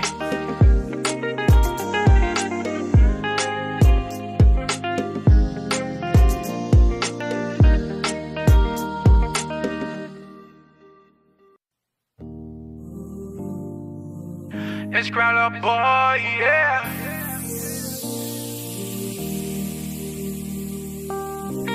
I too happy you came my way. Oh, da. Soon on day break like your face, I wanna see. I just wanna be loving you. Like just how I wanna be. I will ride for you like Gange. No one wants you, you're not pamble. I love you, don't tante. Oh, got me singing like morning, baby. I just wanna sing. Morning, baby. Got a song for you, yeah, yeah. Morning, baby. I'm in love with you. Morning, baby. When you smile, the whole world freeze. Oh, da. When you pose, no need to say cheese. Oh, no. Your beauty, that news, let them carry the cheese. Oh yeah. No competition, you take it with ease. Put tell you not put there on my heart, oh. For nobody, wherever you're smart, oh. Money, Okay, ladies and gentlemen, we are back in studio. I just had George, who just completed her little thing, and she left. And George, the guy, the Reverend, he just left, and Rose was here, and I think you listened to what she was saying. Now I got Obi on the line from Texas. I think everybody's aware of Obi. So we're gonna be having Obi here for a little bit, and I also have our analyst Dean Wilson from Abu Dhabi. We want to say welcome to all our viewers around the world. We want you to share the video. And Alpha Tokba, if you're there, we want you to call. You can call in at Alpha Tokba because we have Obi there, and I also have Dean Wilson. And those of you who are watching, you want to share the video for us. And I'm going to go directly to Liberia where we have our analyst, which is on the line. He's going to update us on what's going on the ground concerning the protests. So, you there, Solo? You there? Yeah. Okay. Solo, tell us what's going on the ground. As we hearing about the protests that's supposed to take place in Liberia, can you update us on what's your take and what's happening on the ground? Is it gaining momentum? Thank you very much for having me on the Cannibal Show. And let me first say good evening to you and good evening to the people of Liberia as well as the world has allies. The issues of the Obi, hold on 1 second. Hold on 1 second. Obi, you can hear the reporter? Can you guys hear the reporter? Yes, I can hear you. Okay, go ahead. Hello? Yeah, go ahead. You're fine. Yeah. Like I said, good evening to you and good evening to the people of Liberia and the world at large. There are issues trending right now in Liberia, and one of which has to do with the Ipeni Julasari protest that is to be held on Friday of this year. And it is giving momentum actually in Liberia. And when it comes to the public reactions, there are mixed reactions from the public. And it is divided between two groups. That is those who are in favor of the protest and those who are against the protest. And those who are against the protest are those specifically referred to as the supporters of the citizen-led government. While those who are against the protest are the citizen-led government supporters, while those who are in favor of the protest are basically those Liberians who thought that their rights and the economic freedom is not being really met by the government. So basically, it is really an issue that is being debated. Each and every corner of Liberia, everywhere you go right now, it's being well debated. Okay, all right. We observe the president visiting Popo Bridge and visiting the other places where what's up with the fire thing. Every I think it's about 3 incidents that we see with fire going. Do you have anything on that? Well, the issues of burning in the Yucatan, specifically the Popo Bridge area, is something that the cause of the fire has not been known yet. Just quite recently again, another area in the same Yucatan got down by fire as well. So it comes to the issue of fire in the Yucatan area is something like most people are too familiar to the issues of electrical fault. The illegal connections of electrical wires for another houses. So there's an issue where they are already experiencing is really challenging. I can tell you that. Okay. But then others are saying the most recent outbreak of the fire in Yucatan is due to the fact that the president of Liberia has promised to build or reconstruct those houses that previously were 50 days. So it has sparked up another, it has motivated another set of people in Yucatan to set the house ablaze. So these are the things that that are unfolding right now in the Yukita area. Okay, when it comes to the economic situation in Liberia, can you tell us a little bit about economic? What's going on concerning the rate and all of that? Can you give a little idea on what's happening? Well, Mr. Anderson, I can tell you this for real. The economic situation in Liberia is not good at all. To be honest with you, just quite recently, the International Monetary Fund come out with a reset, and the result has a negative impact on Liberia. For instance, the CDC-led government made the global economy at 4.7 rate. But unfortunately, this year, 2019, it is at 0. It is being estimated at 0.4%. In 2019, 0.4%. In 2018, the growth rate is 1.2%. So definitely, the situation is appalling. Liberia are really living in destitute. There was an interview conducted by KMTV, right in dollar market on the Bushel Island.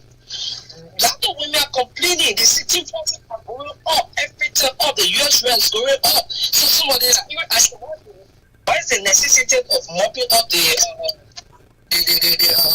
asset liquidity? It has no impact, no together impact on the common people. So there's the business. These are issues that are already facing these issues, and these are things that are yet to be addressed by the government. Okay, let me ask you, when it comes to development, we see that a lot of construction of roads all over the place. Can you tell us what are some of the impacts? Is it benefiting the people? Are the people happy? And and what are some of the areas that you see that is it helping the people in some way? Can you tell us a little bit about that? Yeah, some of these projects, they are projects that have already been seized by the past government, the monetary government, and it has just reached the implementation stage under the citizen government. RBA. There are some people already getting they are commending the president for his good work, but then let me tell you something, Mr. Anderson. There is no way in this world you just want to afford for your family to put on the table. Well, being wrong, all the stuff will not really make you happy. You'll be happy, dog, but you'll not really be happy because the economic situation is not favorable. It's not your interest. Even a base skyscraper, people might not really appreciate it as the summer school when they have when they're making the ends meet. So all these things, majority of this project, sometimes people are concerned about the durability of those projects.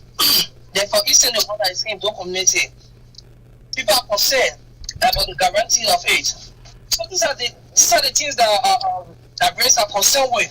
You know, hungry minds are angry men. So you can pay all your skyscraper emotions, go for on the table for the common people, for the layman. You will really appreciate it.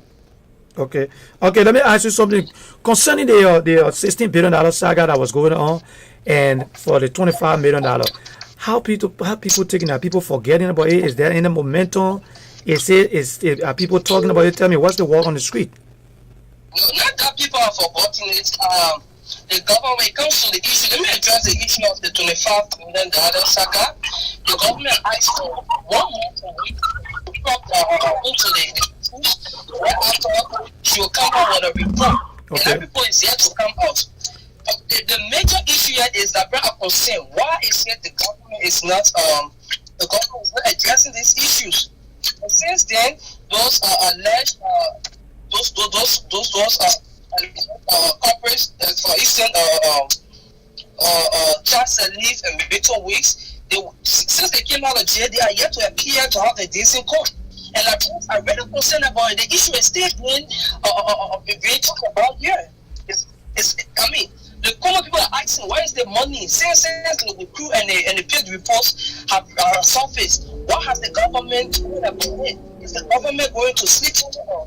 Their concerns are still, but it is something that really serious in this country.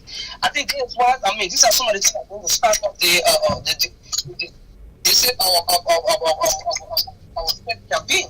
Okay. You understand? It's not right now. People are still concerned about their money. People are still concerned about the alleged missing 25 or the I can't tell 25 million money exercise. The quote unquote missing quote unquote, raising 15 billion. Okay. All right. That was Solo from Republic of Liberia, giving us an update on things that's happening in the country. I'm also going to be bringing Alfred Tokba from the People newspaper. In a few minutes, he's on there watching. I'm going to bring it on. He's going to be talking about. We want to say thank you, Solo, very much for coming on and updating us, and keep the good work. And we hope that we'll be on Monday and we'll have some information for us. So thank you very much. And one thing, Mr. Anderson. Yeah, go ahead. And one thing I'd like to speak on lastly is the issues of the Islamic election after the 15th of this April, the termination of the three-day free court. Oh, the three. Okay, yeah, I heard about that. What's going on with the 3-day free court? Yeah, the citizens of the majority of them are complaining. They say if that happens, it means that the issue of purpose, the ideology of purpose is no longer working. It's not in the interest. Because how can you say purpose? They say, oh no, regime. Okay, that's cool. Regime was labor back then. It was opposition. It was labor has a corrupt regime. But now, at least they maintain the 3-day free course. And they have seen that is in the perfect it's in the position as a purpose because it's in the interest of the poor people. But if you terminate, which of course they have already signed the paper already, 24th February 2017, it was already signed by commissioners of the Lrtn communication. You understand? Okay. So it needs to be implemented. That it will be implemented after let's say the 15th of April. People are concerned, people are complaining, people think that they will not have the opportunity again to at least to call the way they used to call. They're going to affect them. Things are going bad. They are so downhearted right now. Okay. And the government has a reason for doing that. According to the government, it says that the government is losing a lot of revenue. Because concerning the telecommunication sector, it's one of the sectors that the government is generating its own fund. So the issues of price war between the telecommunication company, the Nispa and Orange, every time they drop the price, every time they drop the price, they're affecting the revenue generations of the government. So the government otherwise will come up with that price. Okay. All right. Thank you very much, Solo from there. Dean, you on there? And Obe, you on there? Yes, sir. I'm on. Okay, Obe, you on there too, right? Yes, sir. Okay. All right. So that you guys heard the reporter, right? So that was Konatel from the Republic of Liberia. Konatel, we want to say thank you for coming on, and we hope to have you back here on Monday, where you will be updating us on the different happenings in the country. So thank you very much, and we will see you on Monday. Well, thank you very much, and thank you to all our listeners. Thank you very much. Good job. Okay, and we have Obe, and Dean Wilson is on here, and I'm going to be bringing in Alfred Tokba. Gentlemen, welcome to the Liberian Radio and Television Network. Hello? Yeah, hello. Okay, we have Obe on here, and Dean Wilson, you there, right? Dean, you there? Oh, Dean is coming back on. I think he went off. Hold on 1 second, Obe. Let me put Dean back on. Oh, Dean, you on here? Mr. Wilson? Mr. Wilson? Okay, Mr. Wilson went off. Oh, I'm sorry about that.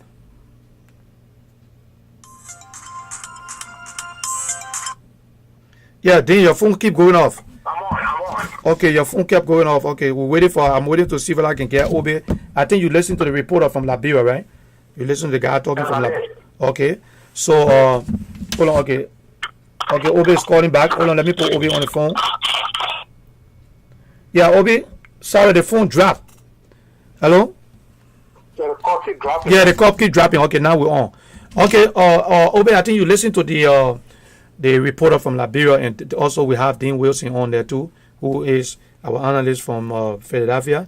And I'm going to be bringing in Alfred Tokba in a few minutes, who's the owner of the People newspaper. Obe, you was a founding member of the CDC. I've been following you, and I've been listening to you on Facebook and all the different social media, and you've been very vocal about this administration. And my thing to you is, why are you so vocal? Why are you always on the government, and you're supposed to be one of the founding members of CDC? Oh, let me make a correction. First of all, thank you for having me. Okay. Let me make a correction. Okay. I'm not a founding member of CDC. Okay. All right. I'm just one of those people who heard that George Weah was leading a party called CDC. Uh-huh. And the people of Liberia said that they never wanted any old politicians. I think you heard that, calling them more time for them. Yes. And they identified George Weah as the son of the soil. Okay. And that's the person I wanted to go with. So when I look at George Weah's history, even though he was not a seasoned politician, but he was one of the few people who used to come to Liberia to be in solidarity with his people when he would play his professional soccer marches. He would leave and come, he would visit refugees camp. And then he became a UNICEF Go ambassador. He also talked to the UN to open Monterey as a safe haven for people. So those are the kind of things I looked at and decided to fall in line supporting Weah, because he was not one of those people who, even though playing soccer, he know the country. He came and he made his presence known. Okay. And we all know that his property got burned by Charles Taylor because Charles Taylor phoned as a threat. But he came, and he always in solidarity with people, and he was not spending millions of dollars. But unlike Ellis Comey, the brother was coming down regularly. You know what I'm saying? Even when his house got burned, he was still making his presence known to the Liberian people. Unless Ellis Comey, now we did not hear about the election season. That's the only time I heard about Ellis Comey. That we had a millionaire, and I asked people, I said, well, if we had a millionaire, why he did not show up in the refugee camp or something? Yeah. But we wanted to become president. I said, that's not fair to the Liberian people. People are not fools. So that's one of the reasons why I went against Ellis Comey like that. Because to me, he thought people are fools. Because at the time, people really needed their help, and he was a millionaire, as he called himself. Why he did not come to help his people? That's one of the things that Liberian people holding up against him. And it would be hard for him to fight that off. In our society, African society, the people respect you more if you're in solidarity with them. You do not have to give them millions of dollars. You know what I'm saying? Just your presence. Yeah. If you go to your respective villages and your old man will tell you, take it for coming, sometimes you'll come. They will tell you that. They don't want money from you, they just want to see your presence, to be with the family. Ellis Comey did not do that. And so the only thing we have for him was to become president, to come be president. So that's why I campaigned against him like I did, because I think he sorted the intelligence of the Liberian people. If he had that type of money, and our people suffering refugee camp, call the BBC, do something, say something. We don't need your money. Well, at least you should have called the BBC to be critical of the war laws or something, but he never did none of that. He was just party in Atlanta, Georgia, and then pass out and then become president. But that's that. I'm not happy about that, because people who make sacrifices should be able to benefit. He never did that. So that's why I stuck with George Weah. I knew George Weah was not politically inclined, but what I thought was that his engagement in Europe with all those people, George Weah met people that some of us would never meet in our lifetime. That's correct. And that's include you. And all those people he met, my thinking was that he learned a lot of things from these people that he could reciprocate for our country. Oh. Then it turned out that he did not learn anything at all. He was just on parties. Okay, so it was very confusing to a guy like me who came in with a mindset that this guy has a connection in the international community plus you are in solidarity with his people. So why is he behaving like this now? Why as president when the people need him the most? Because that's what going to be able to win election. Okay, let me ask you something, Obe. I think I've been watching you on Facebook, and you're very, very, you are very, very, in a positive direction for the initiation of the protest that Henry Costa is trying to initiate in Liberia. Why are you in favor of that? Don't you think it's going to cause a problem in the country? And No. Okay. No, that's the politics of the protest. I would say the CDC, we fund a lot of protests against Lrtn Selly. I, for one person, spend a lot of money on that. I was one of the people who funded the protest against Joseph Walker when he went to Lrtn. And you heard that they were throwing eggs at Joseph Walker. I was one of the people who bought the eggs. All right, because we don't want people throwing rock at them. So we decided to settle for eggs. So the idea came from here. We did that. Walker never had no problem with that. Eddie Johnson never had no problem with protests. You know why? Because it is the constitutional right of the people. Even during Eddie Johnson's time, we used to threaten, even during our second inauguration, we threatened to disrupt the whole inauguration. And the people had to negotiate with our chief executive, to calm down. It was our right. So the women understood that protest is the constitutional right of the people. It's not really trouble. So it's funny that CDC now see protests as a troublemaking tool when we use that to harass the education government all along because they were not doing the right thing. The reason why we had a protest back then was because education was not doing the right thing. And the protest was to pressure her to do the right thing. So the Lrtn people have seen that now in the CDC government, and the CDC government is not doing the right thing. So they just want to reciprocate what we did to education. Yeah, but this president been there for just a year and some months.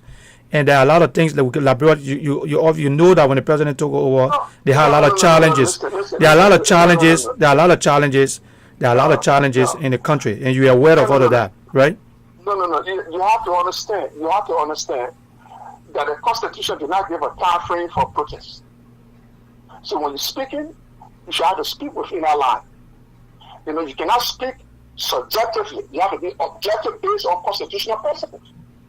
That this demonstration is based on constitutional principle, and the Constitution did not give a timeline as to when the demonstration should take place. Okay, so we cannot take our emotions and put it into it when the people want to demonstrate. Well, we say it's not time, but the man buys a private jet. The man have built for the 6 complexes.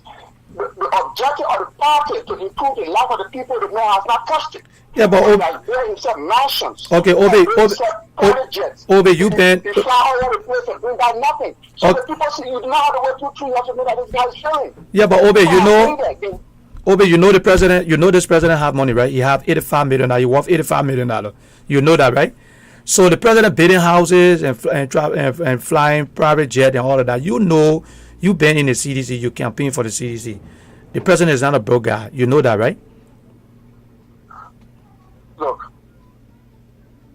when they say somebody is worth X amount of money, it's not a tangible figure. It's how much that person is worth if they market themselves correctly.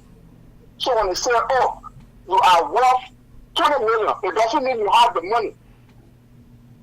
Okay, that's the value the people you based on your achievement in life. It is not physical cash that you have in the bank. Yeah, but if you don't have no physical cash in the bank, if you don't have physical cash in the bank, you'll be possessing a house in Florida. Let's stop this playing. You don't have no money. You understand? But I know that we have sold 2 of his houses to fund the 2005 campaign. That drove him totally broke. I know that for a fact. And that put me in solidarity with him. This is what empowered me to help him to the point that nearly lost my house myself. Because if we can get definitely got rid of 2 for his people because that was whole life saving. Okay, the house was $1 million or 2. He sold it just to fund his campaign. So I said, but if that's the case, I started taking my money for my mortgage and started funding the campaign with it. Projects. That to the point that I nearly lost my house here. I was this close to losing it. See, that's the sacrifice we were all making. But what really got me torn apart was after we won. My goal was to be a professional people. I was not even looking at myself because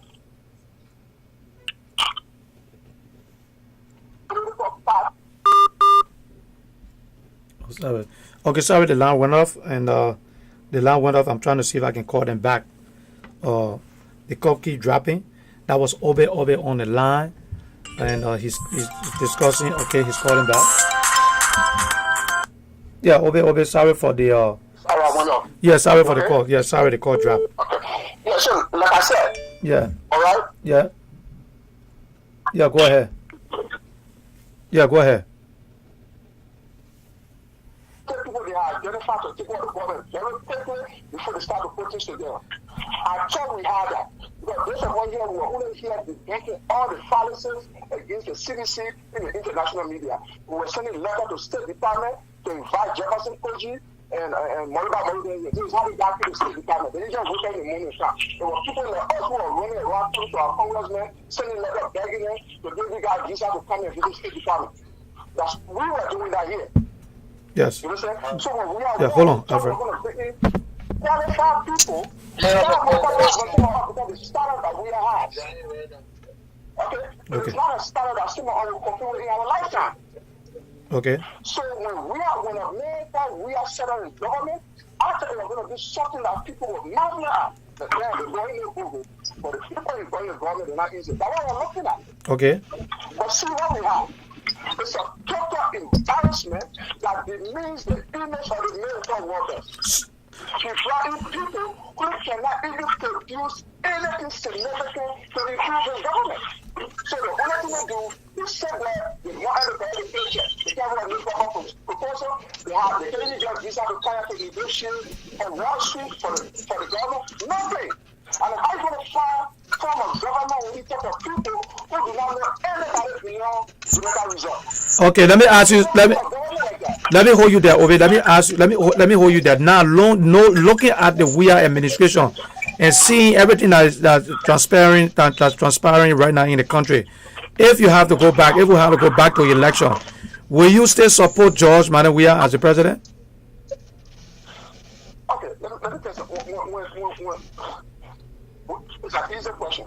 Okay, when I supported Joshua, when like people supported Joshua, we did that in the abstract. Okay. Meaning, we knew that he was not good at politics, but we didn't know that he was going to do this for fair. Okay, we didn't know that. But your questions are very hypothetical, but I'm going to answer because the fact is now known that Joshua is unfit. He cannot lead our country. So if we were to redo the election with the information the Liberia had, not even me, the information that the Liberia now have, if we go back to the election, no, we're not winning. Because the people now know the truth that you cannot run the country. Yeah, but what? They're doing it because they hate it. They're not doing it because they hate it. No. They're doing it as some father said to you, brother, you try your best, you can make it, you will not, get out. Okay? But if you make a 10 to try to hide your power, then you have to set the play. Okay, but what we're getting from Liberia is George Weah is still popular in the country. People still love George Weah in the country. Okay, I got Alfred Tokpa on the line from Liberia. Obi, let me hold you there for 1 minute. Alfred. Alfred Tokpa. Okay, we have Alfred Tokpa. This is Alfred Tokpa from the People newspaper, and I have Alfred on the line. Alfred, we keep getting information that the protest that Aaron Costa is trying to initiate in Liberia, that is not a good thing and people are not happy for the protest. Can you give us a little clue, because you have a newspaper in Liberia? Is it the right thing to do, and is it giving momentum? Do you think that's the right way to go for now? All right, so let me give my perspective as an independent thinker and publisher of a newspaper. Newspaper, yeah. Yeah, all right. So, on our jurisprudence, Article 1, Chapter 1 gives any group of citizens the right to exercise their constitutional franchise through protestation. And so, if you ask me, the act of protesting, there is nothing illegal about it. If you ask me for the timing, individually, I will have a different opinion. But in the same vein, you must also understand that where your right stops and where other person's right begins. Correct. So Henry Costa and cadres believe that there are too many unfortunate and unconstitutional acts being perpetrated by this present regime. And if I follow the message on Radio Costa in tune that they are not protesting to as a president to step down. That's correct. No. Yeah. They're not protesting to serve as a coup d'etat. No. They are protesting to promote pressure on the government for the president to take some key decision that will help save the state. The state. And that of the government.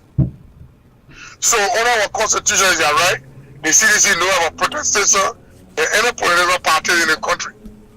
When anyone in power, CDC march in the street with caskets to symbolize people who, quote unquote, they say were killed, partisans that were killed at their party headquarters under the statue of Madame Salih. So for a segment of our population to see protest as a means of calling their opinion leader to command you, we have two types of democracy, representative and direct democracy. And what is practiced in Liberia is representative democracy, where the people give the power of authority to a certain group of people to run the state affairs of the country. And those people can also be called to question, to ask ask questions as scholarship as it relates to the running of the state. So all I can say, there are mixed few in the public. Okay. There are some who are wholly welcoming the protestation. There are others who also have a dissenting opinion. But that's a period of democracy. Yeah. Everybody will agree. Yeah. Because when you vote for we are now today, we are the president of all people, opposition, and president of his party. So I wouldn't want to weigh in that the people who are for are more than the people who are against. Okay. It's only misconception. Everybody giving different position. If you ask me, it's a constitutional right. If you ask me for me, as an individual, I will tell you right now, I don't want protest. Okay. But at the same time, where rights begin or stop, other person rights begin from there.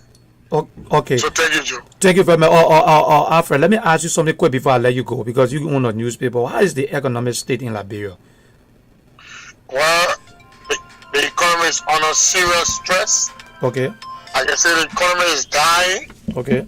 I think the economy is on life support. Okay. There's not been a stable control on the market. Okay. Every day the US rate is increasing. Okay. There's no press marketing analysis. Today you buy something for $5 and then you go $15. And you can tell on the faces of people that for true the economy is a serious shrink. But however, we look up to policies and public policy makers to be able to remedy the situation as it is gradually becoming chaotic for the common people.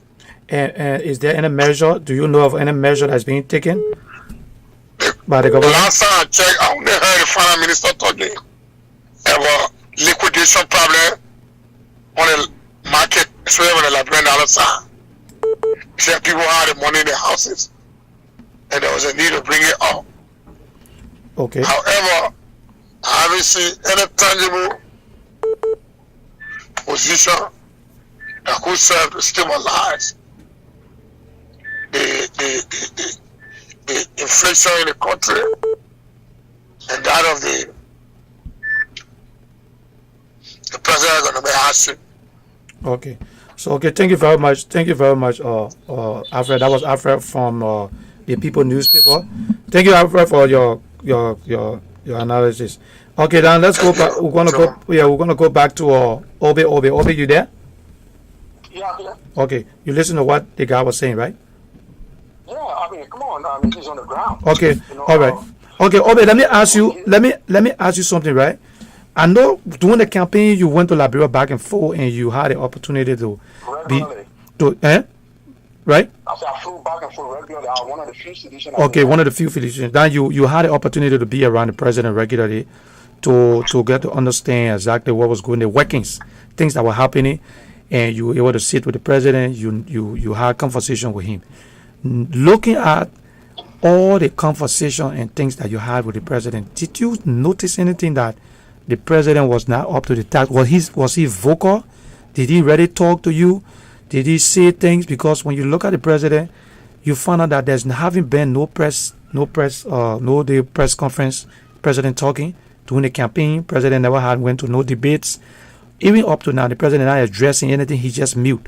So you being around the president and knowing the president all the time, the campaign and all the time, did you really notice anything that it was the president? He's not a vocal guy. Does he talk? Is when he talk to you, is he making a lot of sense? I want you've been closer to him. You have more insight than we who outside. So can you speak to that? Look, it's not about vocal. It's not what I look at in a person. Okay. It's your ability to lead. That's what people look at. Okay. You do not have to give fancy speeches to lead. The best leader in the world never gives fancy speeches. Okay. Okay. One person, there's a movie called The King's Speech. If you have time, I want you to go watch that. It's about a British king who couldn't talk. Okay. He was shy. He was afraid to speak. He's almost a George React. So they had to train him to speak, and the way they did that was they brought a trained British guy to encourage him to speak, because the guy was doing everything correctly. You understand? Yeah. He was leading correctly, but when you go, he had phobia. He suffered from phobia. So people are wondering, man, this guy is doing good, but why he can't talk? What's wrong with this? He's sad. So I want you to watch that movie called The King's Speech. They had to train him to talk. So speech is nothing. It's what you do matters. Yeah. If we are doing the right thing, and then like people know. Yeah. I want people to know. Oh, the phone went off. Okay, we're going to have Obe is going to come. We got a caller on the line. Caller, your name and where you calling from? Because we haven't even asked people to call in yet. And you call in. Hello, your name and where you calling from? Hold on 1 second. Hold on 1 second, Kobe. Hold on 1 second, Kobe. Yeah, Obe, your phone went off. You can go ahead. Yeah, hold on 1 minute. Hold on 1 minute, Obe. Hello? Hello? Yeah, you on? Obe, you on? No, this is the caller from Ben Sterling. Okay, yeah, hold on 1 second. Hold on 1 second. Obe, you on there, right? Yeah, I'm on. Okay, go ahead, Obe, you're saying something. Yeah, so it's not a matter how well you speak, because the quarterback King George, the sixth, he was a bully, but he couldn't speak. You always have people who will help you to pull up panels. Yeah. Are doing the right thing. Yeah. The speaking power, we can work on it. Someone can work on it for him. Yeah. We're defending all along. There were people like me who used to stop Willa from going to the debate. Oh, wow. Okay? So, if I can do that, I can help your president, you don't think? Okay? I can help your president. But he must first do the right thing. First, then you get the support of the people, then all the other things will fall into place. But he cannot do that. And let me tell you one thing, man. You talk about building a role. Okay? The responsibility of a president that leads with wisdom is economics. Okay? It's economic. Production which empower the people. Okay?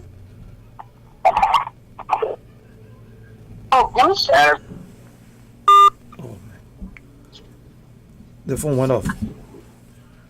Okay, you will call back. Obe is going to call us back. Okay. Yeah, Dean Wilson. Dean, you there? Okay. Yeah, hold on 1 second. Okay, I'm going to try to bring the guy back on. Hold on 1 second, right on there. Yeah, Obe, I'm sorry, the phone keep going off. Keep dropping off. Yeah, I don't know if it's from my end. Yeah, go ahead, Obe. Yeah, so like I said, the responsibility of the president should be economics.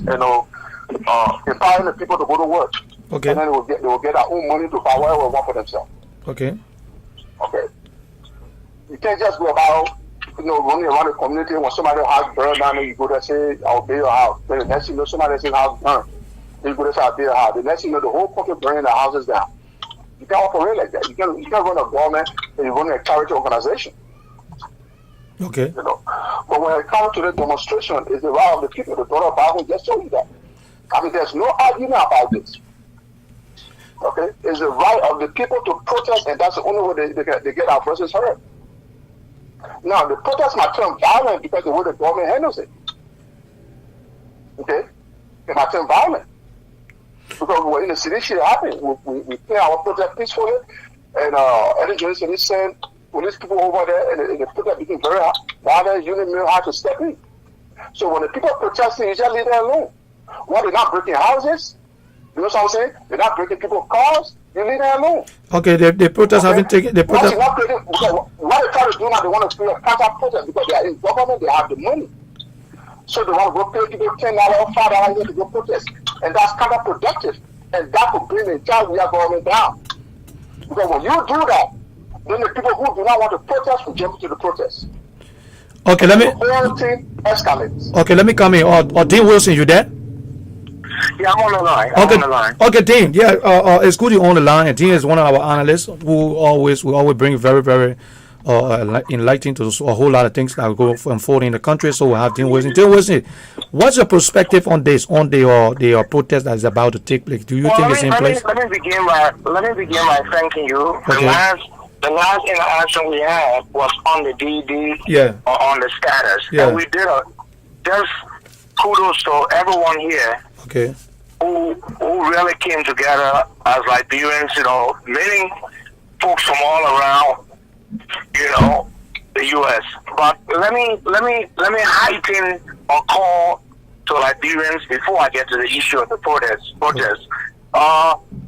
This nonsense perpetrated by Prince Johnson and others, the fools in Liberia who want to divide Liberians here, that were scattered all around the world because of the war and the issue of dual citizenship, I think it needs to no longer be relevant or should become a non-issue.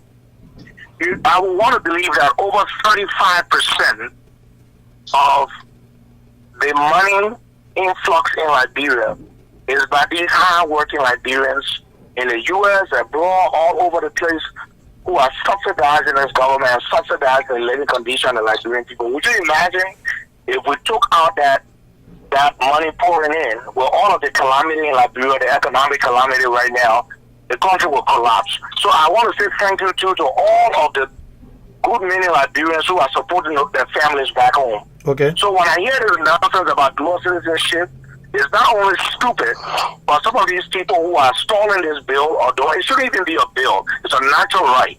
So having said that, once again, Liberians from all over the world have proven how useful they are, and we say thank you to them for remembering their families home, children, mothers, parents, and what have you.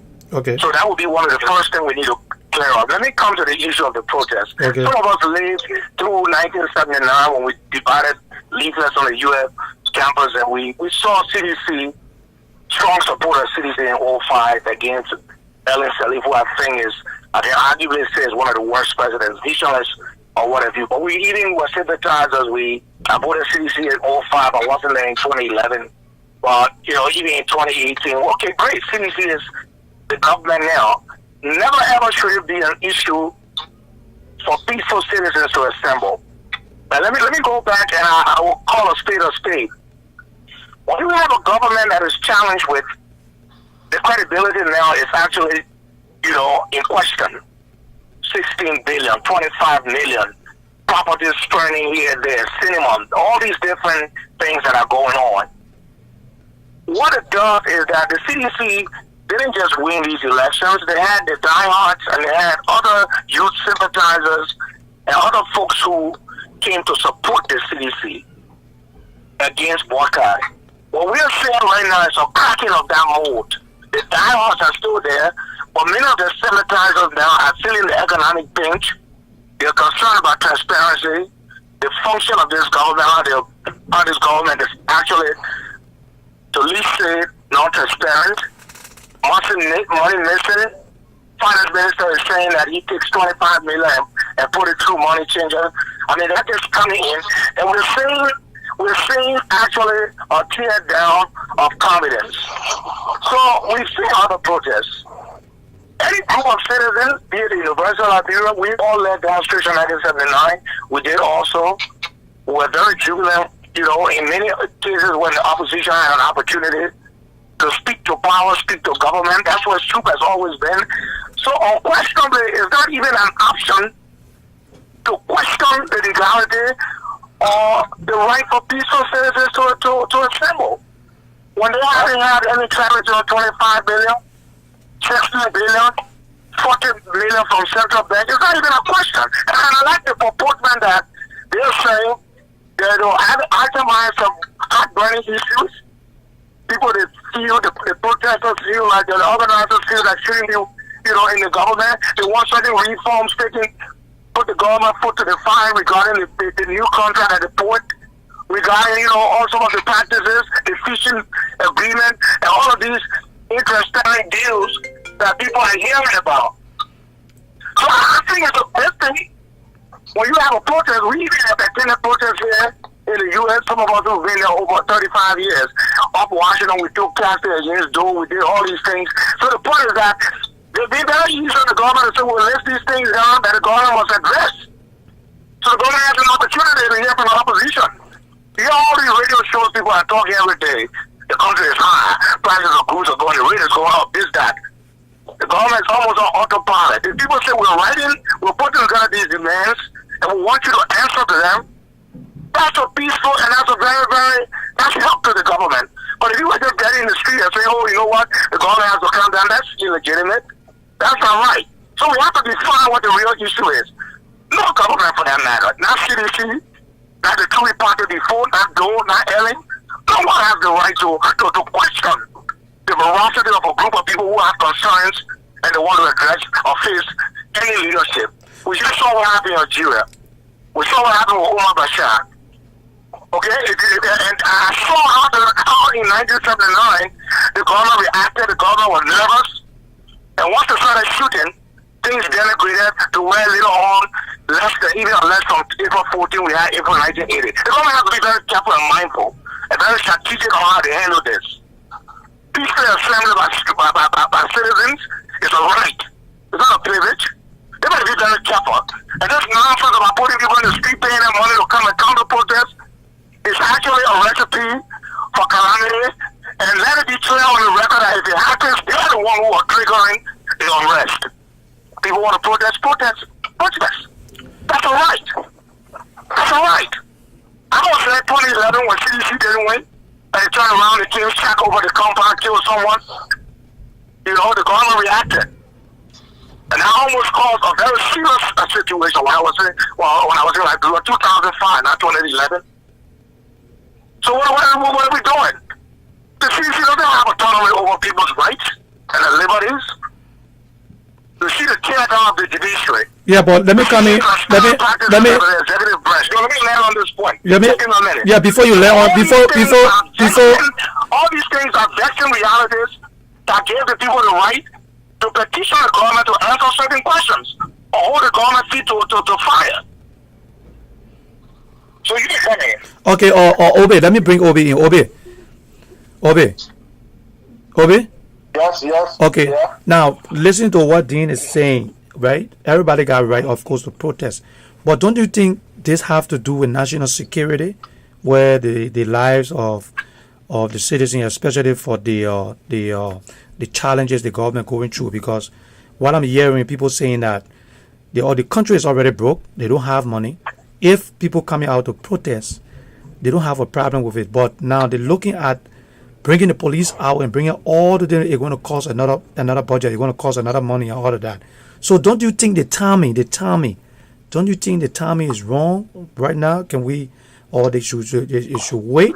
Let me answer that. Okay, come in. Hold on. Before you come in, hold on.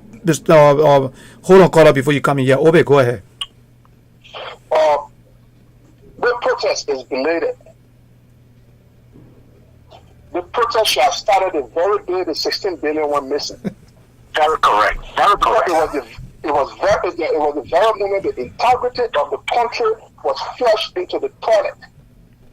And it is because of that 16 billion that today the citizen government is suffering. The international community have no trust in the financial system in the country. So that entire government is literally dead. You understand? And there's no way they could recover from that system below. That's why some of our calling Monroe to some investigation will know, and we're telling them to take that investigation very, very seriously and set example of people so that the international community can applaud the government and say, yes, they investigated, they caught the culprit, can't work with them again. But they do not do that. Again, to add insult to injury, they went to the reserve in New York and took out 25 million without estimation. They took out the money before they could even tell the laboratory what the money was used for. And they started to infuse that into the economy by giving it to money changer on the street. And we all know that the best way to infuse money in the economy is through the central bank. The central bank take the money, call the commercial banks, and give it to them for a rate. The commercial bank take that money and give it to business people for another rate. That's how you increase or infuse money into the economy. You do not go to money changer on the street corners and give it to them. That money was literally stolen. So that alone also can cause a protest. Not only that, after the 25 million, they went back to the New York and honor the cover of that, and they took another 20 million out of the reserve. So they took out 45 million total that they are not accounted for. Upon that, we also had a 2.5 million they said they were going to destroy. That later we said he took a better to burn, but it was raining, he brought it back. Well, he brought the money back, he cannot tell us where the money is. Was it destroyed? Did he put it back in the vault? Nobody knows. That alone will cause protest. See, the Liberia people have been very patient with this black government. Okay. And I tell my citizen, if this was the 1980s, you're out. Okay, come in, caller. Caller, your name and where you calling from? My name is Mr. Faye. I'm calling from Bentilling. Okay. Yeah, I'm calling to respond to Mr. Ding and Obi. Something that we must really understand before we come up with this protest. Okay. Okay. Mr. Ding talk about the demonstration of 1979. I think Mr. Obi can recall he and myself were once upon a time involved in that demonstration when Bible Matthew led that demonstration in 1979 against Turbo Rice riot. And this is why Bible Matthew and the other guy, Du Mason, Oscar Jaine, Priya Bowley, they all were put in jail because of the governmental system that we got in Liberia. We do not have a democratic system of government in Liberia. We have a unitary system of government. One party state whose power lies in the hand of the president. That's what we have in Liberia. So what Costa is doing is not bad. It's only good if we have a democratic system that exercise will work. That's the same reason Costa was thrown in jail when Ellen Johnson Sirleaf was there. That's the same reason Ellen Johnson Sirleaf was thrown in jail when Doe was there. Because you want to speak up against the government. And that's the unitary government. You can't speak against it. Unitary government is not transparent. Unitary government is not accountable. Unitary government is nepotistic. You cannot go against them because if you say we got a democratic system of government, you look in the House of Legislature, how many parties are there that have voting power? You only have one party in the House of Legislature that have voting power, that's the CDC. So you're telling me, you're trying to say that if the protest goes and happen to happen, if the president don't want the protest to happen, it's going to happen and that would be legal. That's what you're saying? Under a unitary government system as we have in Liberia right now, Costa will lead that protest if the government, if we are saying he don't like this, he don't like it, and it will degrade or he will do something to the reputation of the government. They can collect Costa and the other people and throw them in jail. Okay. It's the same more thing that they did to us before. Okay, that's the same more way. That's the unitary government. They don't like that. So that if you want to do anything, you just have to fight the unitary government by the constitution that they are going by. It is in the constitution, not this demonstration. We had done it during Tower time. We failed. Okay, let me come in. Or Dean, you on the line, right? Dean, Mr. Wilson. Oh, he called him back. I'm sorry. I think he went off. Okay, Dean, you on the line, right? Oh man, it went off. Okay, Dean went off. Yeah, go ahead. Caller. Now, ladies and gentlemen, the number is on the line: 215-954-1375. You can call that number and you can talk directly to us. Yeah, hello. Yeah, so like I was saying. Yeah, like hold on 1 second. Hold on 1 second before you talk. Dean, you on the line, right? Dean. Okay, Mr. Wilson is on the. Hold on 1 second. Mr. Wilson on the line. Hold on 1 second. Let me see if I can. Hold on. We got another call coming. Okay, that was Obed. I'm sorry, gentlemen. The phone keep dropping. The phone call keep dropping. Dean, you on the line. I wanted to ask you, Dean. Yeah, Dean. The $16 billion that OB is talking about, there was measures that were taken. I think you heard that Charles Selig was thrown into jail, and I think he came out on bond. And the president said they were going to initiate an investigation, and all of that is going on in the country. So from your perspective, is the president that this administration are they not doing something enough?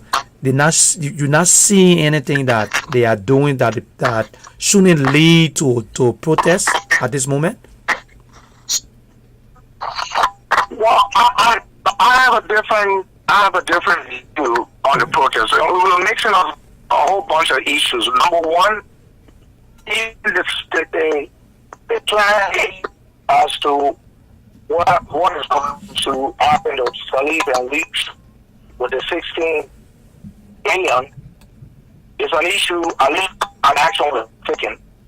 The 25 million, I believe, was turned over to the GSC for further investigation. We don't know what timetable, and we read the GSC said they hadn't received a formal request. Yeah, so you got these two issues lingering. The 16 billion, okay, they are out on bill. The 25 billion is there for the investigators. But there are other millions. But, I mean, the issue, I'm not going to pull a blank 20 million here, 25 million. That's not the issue. One of the benefits Salif had was that Omni was president in the country. Okay. And, all the philandering she did, whatever. You remember one time, in fact, President Blocker it was really, they come people to the fire and they had this meeting and talk among themselves and that protest was called off. Yeah. So I think, criminality always had a way to resolve these things through money, through purging protesters, through purging leaders from it. But that's not even important to me because I have full respect for that. I don't even dignify LSLH. But let me go to this current issue. What is I think at risk and I advise the government not to do is will not be impressive. It has to be very tactical and strategic. The first time our protesters they had other counter demonstrators or counter protesters pro government. And we see instances where the allegations against Clinton with the representative elections where they were claiming that Senator Lawrence was on the other side. And that poor, I think that was the candidate.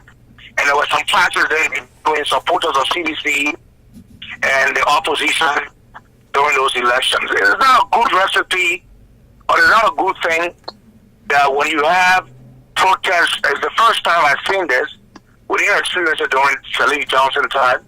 Every time a group of people decide to go and protest or there's an event or rally, then the party muscle CDC gets together and counter-demonstrate or counter-protest.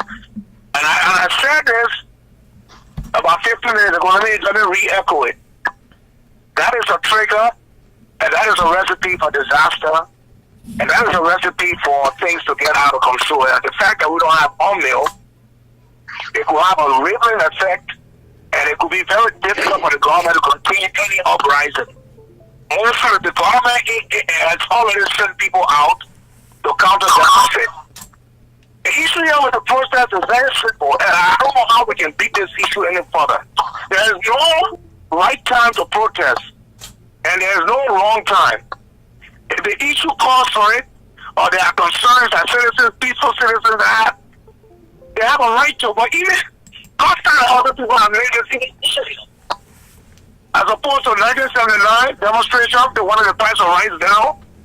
They are not saying they are going to ask the government to step down. All they are saying, they have a list of demands. They will peacefully protest and present it to the government. Now you tell me, how easy can that be for the government? What the government must not do is to have any situation that would trigger arrest, react nervously, as Torbo did in 79. The government just has to receive the petition, allow the people to demonstrate, and okay. And you know, the more the government encourages this, the more the Liberian people. I mean, if I were a government or if I were an advisor or so, a lot of people protest. The protest will get tired. Liberian people will get used to it. You know this whole saying where people say, "Oh, you know, the Liberian people, they're going to forget things." Maybe I'm just saying. I don't want to soften my stance, and I'm not being criminal in any way or suggesting anything. If people protest, the demonstration go on, it's over. We'll receive the petition. We don't act on it again, they demonstrate. Let it be a regularized event activity. It shouldn't be looked upon as something that you can deny. Well, the more you start denying this, and the more you start getting nervous about it, where you're not able to control people's emotions, human beings, hundreds, thousands of people, you have the propensity to get out of hand. These are the things the government should not do. They shouldn't set counter demonstrators or protesters, allow the people to peacefully assemble, and allow this process to come and go. So I don't agree with you, Mr. Host, that you're saying, you know, the situation in the country is serious. This situation is this way and that way. The government will be adding fuel to fire to deny the people from demonstrating or protesting. And the government will also even make it worse if they intend to suppress it. You know, I don't know if you're getting the response you want, but that's my whole take on it. Yeah, I'm getting you. Okay, so let's go back to our Obe. So Obe, excuse me. Yeah, I saw one of your posts where you were talking about the present government being more traditional government, where the president is hiring more people from the crew tribe than other tribes in the Republic of Liberia. Why would you say that when you have the president winning 62% of the population in the Republic of Liberia? So why would you say that the president is being more tribalistic than being neutral? You know, the president wins over 60% of the electoral vote, and filling his government with people that he feels associated with. All that happened, the former or the latter happened after the fact. The 68% of vote that he got it at a time when people did not really know who he was and why he was capable of doing. So all these people he put in the government came after that fact. You know what I'm saying? Yes. So had the people known that he could have been doing what he's doing now, he could not get in that vote. You know, so why do you think things are on CDC government right now? People are not happy because people think that they are going back to the 1980s. They do not want to go back to that time because we have had this situation happening before. African leadership always do that. When they find out that they are failing and they are becoming unpopular, the first thing they do is to seek the sympathy of that ethnic group. And then the next you know, innocent people in that ethnic group who had nothing to do with this man whatsoever suffer the consequences. We have seen that happen countless number of times. So this is why you see on social media, you got a lot of cool people now opposing George Weah. I mean, the whole thing is not about coup people at all. You can say Jerry Gordon himself threatening Tima Girate, and we know Tima Girate is a coup guy. Okay? But he's using the sympathy of a few people within our ethnic group to pretend like he's with them. He's not with them. He's only holding on to them as a king to hold on to power. And the foolish one don't understand that. Only people that Tima Girate and Philip Brown understand that this guy is trying to put our ethnic group into trouble here. Because you cannot take certain group of people allow them with you and not say that the whole group people.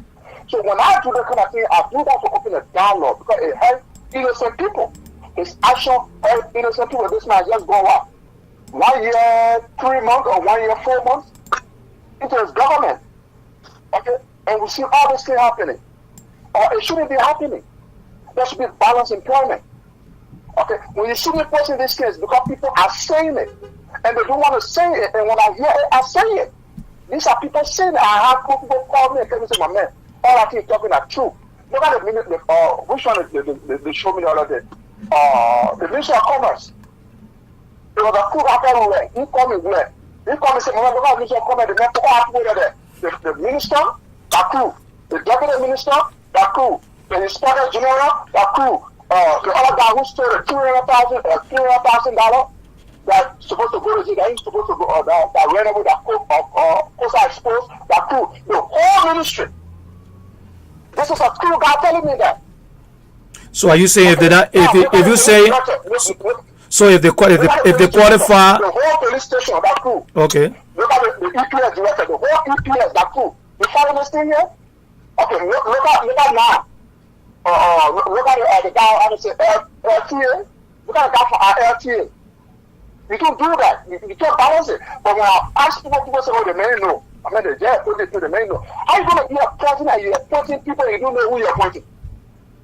So this is why I tell people that we are just going to be president and make money. And a friend of mine called me a day before yesterday, a sedition. He said, be made in the government. He told me something that freaked me out. He said, you've been keeping at it for a long time. So I was just talking. That's the same man who told me, say, if I didn't get that information.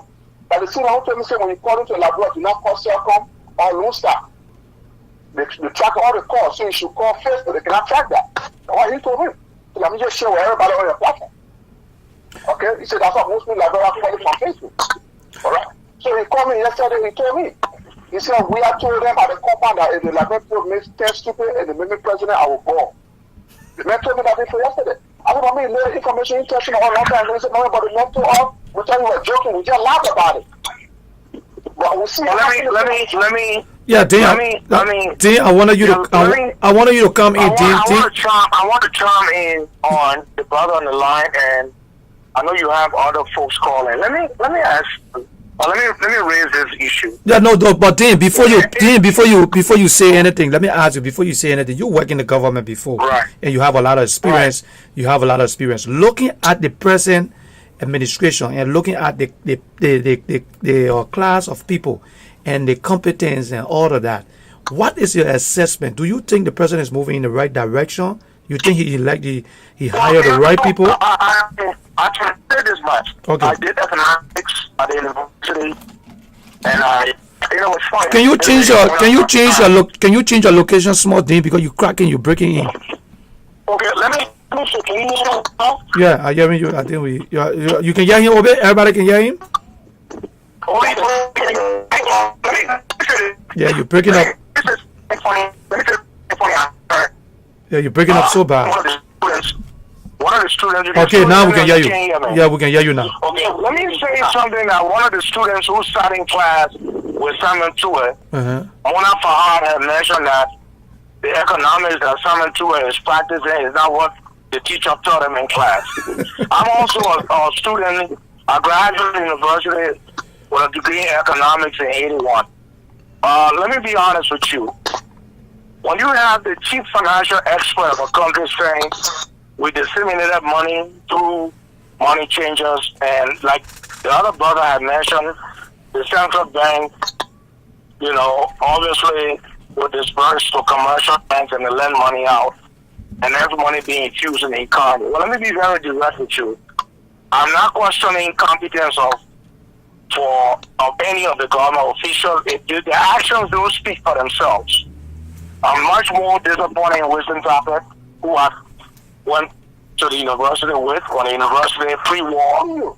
No, let me be very direct with you in saying that when you have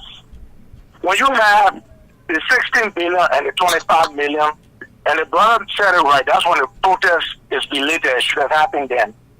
Where does this government go from now?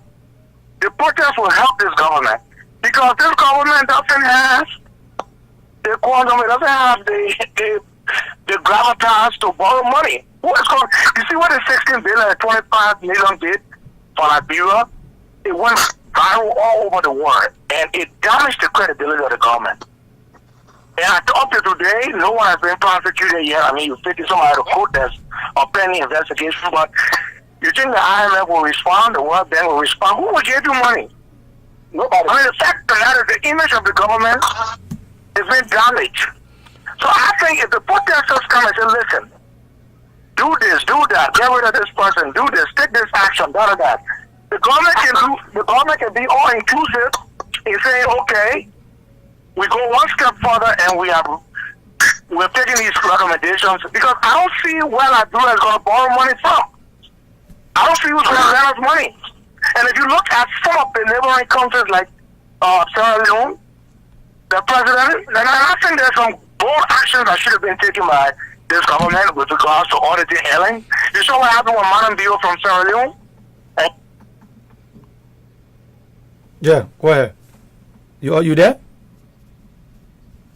You drop off. Oh, you drop off? Okay, you'll probably call back. He's probably going to call back. I'm sorry. Okay, he's calling back. So let me get any offer for him. Oh yeah, Madam Bio Sierra Leone. The guy is auditing the president of Sierra Leone, Roma. Yeah. The president of the national. Yeah, then you there? National auditor.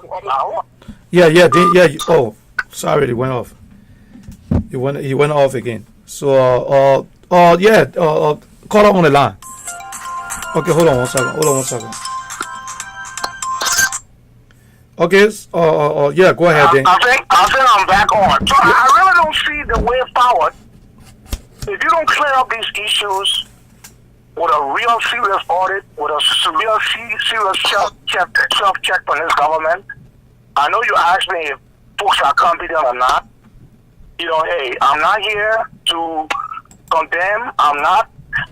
Whatever you do, yeah, speaks for yourself. But That's what I'm correct. saying to you, tell me, I don't see any way forward or any. Yeah.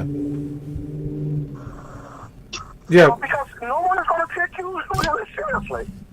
No one is going to trust you with money. You know, nobody's going to give you money. Nobody's going to give you food. And the Committee of Nations, the Economic Order, the day with World Bank, IMF, the EU, all these different multilateral corporations, they look at credibility. What this thing has done, it has eroded the credibility of the government. And the government has to find a way to resuscitate it. You know, and the idea that you hold on to certain people who made certain pronouncements, and they continue to be the champions of your current policy, you're not going to be taken seriously. You know, Samuel Tuwe, at the time we had Musa being saying one thing, Justice Minister, Finance Minister saying another thing, Information Minister saying another thing.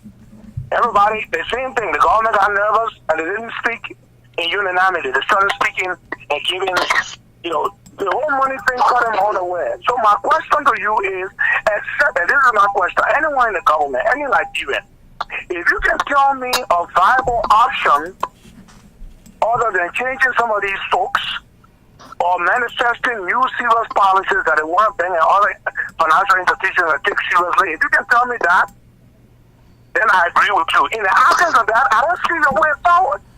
And let me tell you what else is unfolding in Liberia. You can call Liberia all you want. The pinch in that country economically is not only being felt by the citizens who are diehards, they might be close to the circle, but you can't cover oil with water.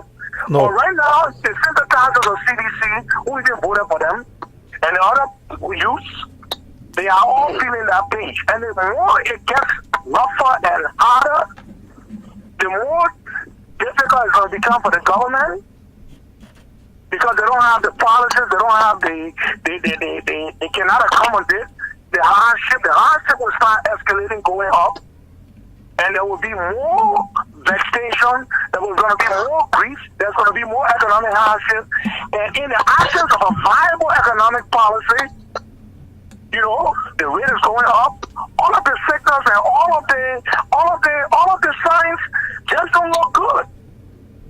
You know, sometimes it's just a matter of time. You're talking about demonstration June 7th. It's not going to be the end of it.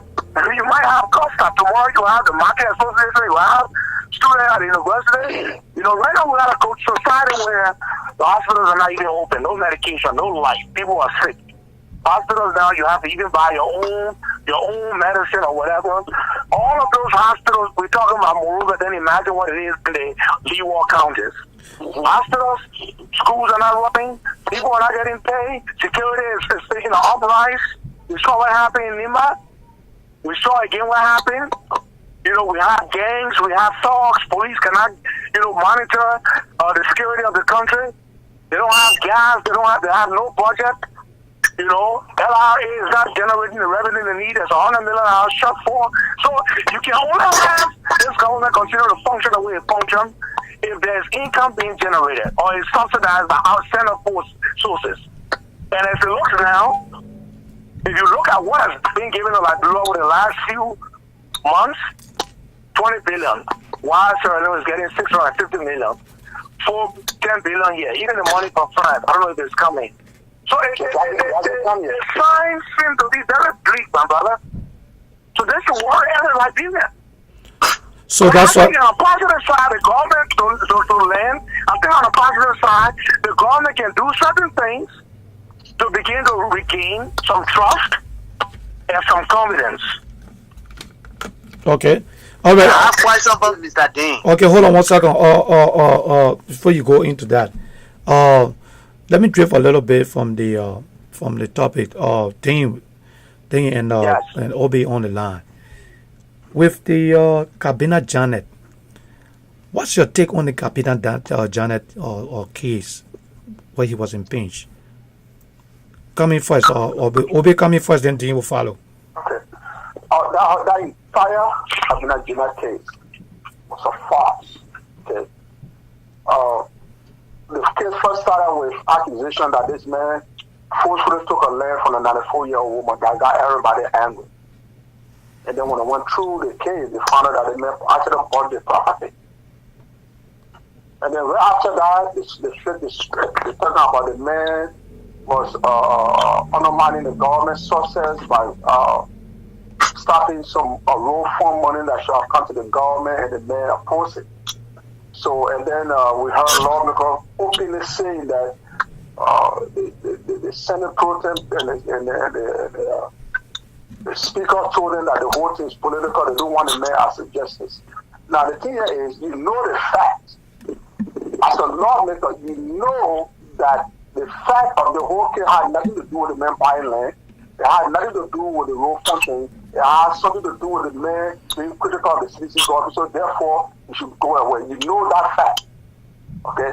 And the man right was stomped upon and forcefully removed. So if you know that right, why are you confirming a new chief justice, new associate justice, when you already know that the one that was removed unconstitutionally? Why are you accepting another confirmation hearing for a new chief justice? It should not happen. Because the whole thing is why I want Kabina Jina to take the case to Airport School. Maybe he doesn't want to go there. But this is a case you call one hands down. Because the following year, I don't know if you guys understand this, once you get impeached out of government, you can't work in government anymore. Unless they change that law.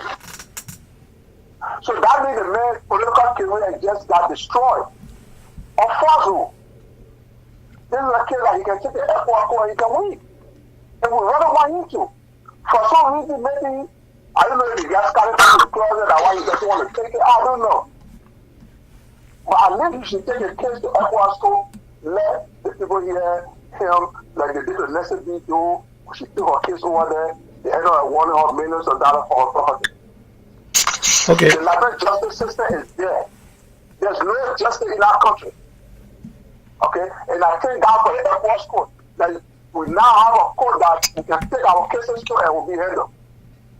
So that's my take on the issue. If you know that we have evidence, you will want to see that you know you have been listening to the evidence. You have been listening to the testimony of senators who said that the entire case was political. It's not that the men committed a crime. Now think about this for a second. They infringe a man. What are the charges for which they infringe? There's no charges. No charges whatsoever. Okay. What about cases this? Okay. Okay, let me bring Dean in. Dean, I want you to come in the cabinet Janet. I want you to speak on that. Okay. Well, the Janet thing is another the erosion of, it's funny, and I listened to one of the senators and they said, well, it's not only now the executive branch that has all of these scandals. Now it's the Senate. You remember, it used to be people, wrestling and carrying on in the lower branch, the House. Now the Senate has shown its true face. The executive had its own problem. The thing with this whole Janet thing is this. There's some hidden information on what Janet may have done during the second round of the elections. Okay. When boycott went against WIA, apparently when Janet issued that injunction, which was brought about by Charles Blumskins from Liberty Party, there was some dissatisfying people who were very unhappy with what he did. And his problems may have begun then. I listened to the whole 4 counts. He was not guilty on 3 of them. The last one, the Wolf Fund. But my question is, the Wolf Fund, when it was 17 million unaccounted for, the 30 cents, I think he reverted to allowing the case to be withdrawn, but then I also think it went to the full bench.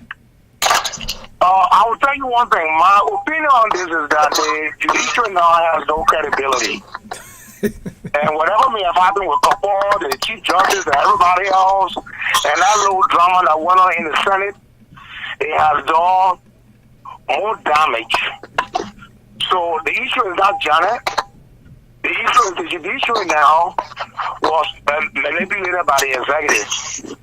So right now, if in 2023 or before anything will happen in Liberia, the judiciary has lended itself to be expunged. Let me repeat that. What they've done to themselves is that if any serious happenings were to occur in Liberia, and anyone came in and said, I'm expunging the judiciary, the citizens would have no problems with it. And unfortunately, I was the only thing I was working in Liberia over at least 12 years. But the Kapor and everybody else, all the justices in the Supreme Court has lost its credibility. So I'm not going to say who may have done what could have happened, should have happened, but I'll tell you this much, and I dare it never happens in Liberia. If anything were to change in Liberia, that judiciary will be expunged. Right? There will be no exist, and people will have no argument to make. They will support it. Yeah, okay. Yeah, exactly. So, me, I don't know, and I'm not going to sit down because sometimes it's better for us to read to know. But what has come out of that trial, who was right, wrong, what may have happened, what should have happened, it has no relevance. But the effect now is that the judiciary has been reduced to, it's been reduced to no credibility. Okay, let me hold you that thing up. That's what I can say. Okay, hold on 1 minute. Listen, gentlemen, those of you who outside watching the broadcast, I have Dean Wilson and I got Obi on the line, and I have another caller which is on the line waiting. The telephone number is at the bottom. You can call and ask your question. I have my analyst Dean is here. He's going to answer your question. I also have Mr. P on there too, who can answer some questions. So if there's anything that you think you want to contribute, I got Obi as my guest from Texas. You can call in and ask your question as we dive into the happenings and bring something to the disco. Or let me come back to you, Obi, and Dean. Then how you look at the opposition? How you see the opposition? Do you believe, because I know they said they did a lot of, they came up with a lot of recommendation. How do you rate them? The opposition is very simple. The opposition has 4 key players. Well, one minute Bronsky is a leader of Labour Party, the next minute he's not. You know, he has just shown his opportunistic nature. You have Bronsky, you have Cummings, you have Boycott, you have Jure. Okay. But what is unfolding before our eyes, if you analyze this politically, if anything will happen close to what happened in '79, it'll be sad for Bronsky, for Cummings, you know, and for Boycott and for Ure, because the likes of Costa and Dillon and the rest of the people, these youths, they're not going to cook their food and give it to you to eat again. They're not going to do that. Yes. And the problem the folks have with the opposition is that you are not taking action. One minute you want to be opposition, you think, you know, hey, you are the ones that are entitled, but the society is moving past you.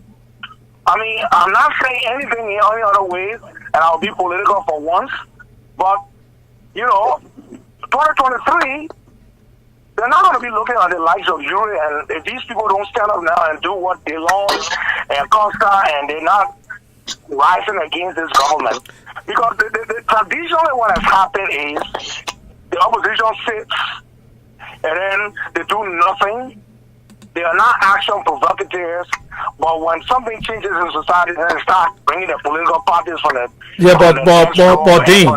Dean coming in. Yes, Dean. I don't think the opposition has been most relevant here. Yeah, because they are. If you listen, you hear according to what most of the time you hear that the opposition have been making a lot of recommendations and even comments have been vocal, talking. So are you telling me that they are not doing enough? Well, the thing about this is that the government has been very clear to saying to the Cummings who have been talking. I mean, the first time Cummings spoke like he had fire in his belly was when he interviewed with Costa. But to be honest with you, Costa may have put it right by saying that we're tired of talking. We talk. We make recommendations. The government doesn't listen. The government has been immune to just these talk shows and this opposition. And the last time they started, they signed the communique. They decided to come together as one block. But the thing is that this current opposition is a pendulum. They are at the bottom and the government is swinging on the top. They are not taking actions to commensurate to getting the government to listen. They're almost like, you know, I'll tell you, you know, you tell a child over, listen, you're not doing the child keeps telling the child keeps doing the same thing. The opposition has been speaking, but in fact there has been no impact. So the real issue is this, that, you know, I'm not saying they don't exist, I'm not saying they haven't come together, but I think the first time you're seeing. Okay, we lost him. Obi, you on the line? Yes, I'm here. Okay, Obi, I want you to come in. Okay. The opposition, most times you should say the opposition are weak because the opposition is kind of weak. It's not campaign season. I don't think anybody want to start campaigning now. Like I always tell my solution in private that most of you don't know about. Like, I said, you people are the first political party I've seen in the world who's so eager to get attacked by opposition political parties. You know, I mean, as a party, you might think you will be quiet and happy that the opposition is quiet, right? Yes. But they're bouncing around talking about the opposition are weak. They cannot attack us. Or the people can't aim us. They aim us. Well, no, I said, look, because campaign hasn't started yet. If they start attacking you, not following the election law. I said, they are so naive. They're so naive, they don't get it. And now, let's come in walking around the field, they're just going around talking to people, now they're all freaked out. So then I called her, I said, why are you freaking out now? You're talking about the opposition not attacking you, the men, they're walking around. He's not attacking you, so why are you freaking out now? See, this is a level of people who are in our country. But when it comes to the opposition, the Bronsky and the Ure, I don't think they're going to make it. The Lrtn people don't want to see them, the tired of them. They need new people in there. Our whole diet, they're going to take all that Liberty Party.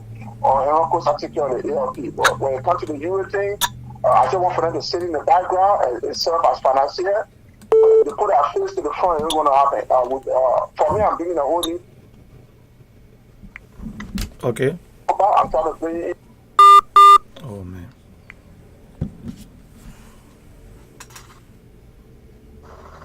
Okay, we lost them. Yeah, Mr. P, go ahead. Hold on one second. Yeah, go ahead. Go ahead, Mr. P. All I wanted to say. Yeah, hold on one second, Dean. Yeah, go ahead. All I wanted to say to Mr. Dean and Mr. Toby is that it's obey. Is obey. O-B-E. Is O-B-E-D. Yeah, I'm on the line. I'm on the line. Yeah, hold on one second. It's O-B-E-D. Right? Obey. Yeah, obey. So it's not OB. It's not Toby. It's OB. Okay, OB. Yeah. Well, all I wanted to say to them is this: we all are one way or another educated to the Constitution, to the Liberian situation. Okay. All I want them to know is that let them go back. I don't know if when last they read the Constitution, especially looking at Article 3 of the Constitution. I'm trying to see if I can get that right now. Chapter 1, Article 3 of that Constitution. And I just want them to look at that because it's just like what we're talking about, like you going to the doctor and say, my head hurting. Then they just give you Tylenol for your headache, but they don't know the cause of the headache. Now, that's what's going on right now. All that going on in Liberia, it has a cause. Now look at Article 3 of the Constitution. There where the cause is. We are taking Liberia to be a democratic constitutional government. But it is not. It is the unitary government. They can do anything. All this thing that you talk about, we should go for demonstration, this and that. Henry Costa had done it before. He been in jail before. And what happened to that? Nothing. You know? Unitary government will not like that. If we want to fight and make sure that we change the system, then like use Article 91 or 90, who state that if you want to amend this system, then you should bring 10,000 signatures of eligible voters then and present it with your petition to the legislature. But with nobody on social media anywhere or your call opposition. The opposition, you call opposition, I call them state of being opposition. You ever heard them say state of being bird? State of being bird. But they are state of being opposition because we do not have opposition to the unitary government. We do not. When you say unitary government, when you say opposition, we're looking for somebody who can vote against. Look at, take for instance, America. Who is the opposition to the Republican-led government? Okay. Let me hold you 1 second right there, Mr. P. What Mr. P is talking about is Article 3. He said Liberia is a unitary sovereign state divided into counties for administrative purposes. So that word unitary. That's why he keeps scratching. On. So let me come back. Or caller, let me hold you right there, and we have to let you go because we got more calls coming in. And let me go back to Dean. Dean, you just listened to Obe talking about the legs of Buaka and all of them. He feels they should sit in the back and just be spectators, do some administrative work, like he said, right? And if you looking at the situation with the we are administration right now, and looking at the opposition. What's your take? Who else can you think that you believe that can lead Liberia? Just looking at the group in Liberia right now. Look, we have had this whole Liberian political institutions have been characterized by the older folks, the Ellen Johnson Sirleaf, the Bromsky, who's been ever running for president forever. It was people that then, now we have these people. Look, you have new, vibrant Liberians who have been well experienced through the Ellen administration and now the We administration. Even the guys who emerged in this government, the Kojis and the Molus and the likes of what's the boy name? Who's presidential affairs minister, McGill. Oh, McGill. Why do people continue to look, for leadership in other people when right before your eyes, George Weah is not an old person, McGill is not, Koji is not, Molu is not. So why can't a Costa? Why can't a Dillon? Why can't Ali? Why can't John Molu? Why can't other people take the baton? I think the greatest challenge that Beulah has, let me just lay on this, because it's a long Saturday. Look, the day we have a Rollins, I'm not saying I'm not in I'm not in the thinking, but at least in my mind that will have any more bloodshed in Nigeria. No. The day you have someone stand and say, look, my name is John Molu or my name is Obed and I want to be president. The day I steal your money or I do anything that is illegal and steal your money, the day you find me corrupt, don't leave the streets until I step down. Then when I am appointing you, I say, look me in the eyeball. Are you able to take this office without stealing? Yes. I mean, I'm saying these things in that light, which doesn't seem to make any political sense. But it's that level of seriousness that Nigeria needs, that rude awakening. Ellen didn't do a damn thing with corruption. And we see corruption is not being even addressed now either. So I think there are younger people who can do better than the Brumskins, than the likes of Cummings. Cummings' strategy is to sit and say, okay, I'll let this thing get so worse, so 2023, I will be the beneficiary. I'm a millionaire, I work with Coca-Cola, and, hey, when we go to election, I say Cummings the only one who can fix it because he's educated and he got money, he won't see that. So that's a lame man argument or whatever. But, the society is getting hotter and hotter. People are becoming more vigilant. So I don't think these politicians can keep up with the changing things of time. These people are not the only custodians to the leadership of our country. We have a new breed of leadership, as exemplified by George Weah, by Molu, by McGill, by Koji, look at the ministers in the government. So this is our generation. I have no problem whatsoever with the younger generation or that honor generation or honor the Brownskin taking over. I think, like the brother said, I agree with him, they are done. Okay. They are done. Their time is out. You can have them on an advisory level, but we need people who can implement, people who can put their bootstraps on, who can visit projects, go on site, make sure things are happening, make sure money is not stolen, people who can stand by what they're supposed to do. So, I don't see these old people sitting down, these ceremonious leaders like Ellen was, very ceremonious, visited 83 countries, and she didn't see any real vision to say, forever I will fix the education system like this, or forever I will fix the need for electricity, or I will fix the roads in the country. We've heard we have said that, but what I think has shocked this government and it may never recover from is the 16 billion and the 25 million. I don't even think they can recover from it. Yeah. And I wish them well. But I'm just saying to answer, I think it's down the time for the younger generation. Now it's the time. Okay, Obe, let me come in. Obe, let me come in. This is something what Dean is talking about. I want to ask you, do you think if we had the opportunity where the dual citizenship were kicking in, you think that we're going to help out to give a new breed and help out with all the educated people that are out here? You think it was going to be better if we had a dual citizenship into place? Obe. Well, the fire is the dual citizenship is just in theory, but not in practice. Okay, like going to put it very clear, if you are American citizen when you are Lrtn, okay, they don't even ask you that. It's just that the politics not coming out and people not thinking. Georgia is a U.S. citizen. Okay.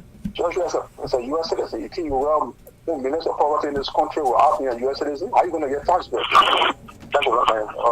Okay, but let me just go back to what the fellow, not this fellow that just put the last one I spoke about the unitary system. Yeah.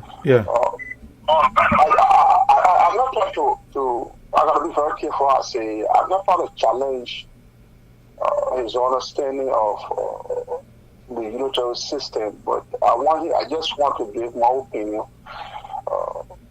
the unitary system, the word unit mean one. When the framework put it together, they did not desire anything that the president hold monopoly over the government. That's not what that unitary means. Liberia was coined out of the United States. The United States has the system of government in the United States is a federal system. That means little countries put together in one country, right? Yeah. So they have a federal system. Each system has their own laws. Each state has their own law. So when it came to Liberia, they wanted to keep the country as one organic unit. You know what I'm saying? Like there will not be, because back then in 1854, Maryland used to be a country. Okay, the constitution that we're using now was a constitution that Maryland uses. Okay. That 1800 constitution that you hear about, it was a constitution that Maryland used to use. Maryland was a country up to 1857 when it joined Liberia. Okay, so because of that, they tried to create an organic country, one big unit, where the counties would not be divided, where they would not have their own law. So we have one law with one central government that delegates responsibility to the sub-region. That's what our unitary means. It doesn't mean that the government or the president is the most powerful person. He can tell anybody what to do. No, that's not what it means. So most times people misinterpret that. I've corrected a lot of people on that. But like I said, I try to be very careful how to tell them so they can understand that the unitary doesn't mean the president got monopoly over the government. No, that's why we have three branches. Okay, the president does not have monopoly over the government. The most powerful branch is the representative, the House of Legislature. It's just that they are so damn corrupt and they are not educated enough, and you get a small envelope to get any minute make more money that they can get in a year time. So when you get $10,000 big money to them, they make you almost $15,000, $16,000 regularly every month. That's why I'm grabbing $5,000 go sell it for that. I mean, that's how cheap you guys are because they have no morals. They do not believe in morality. All right. So I just wanted to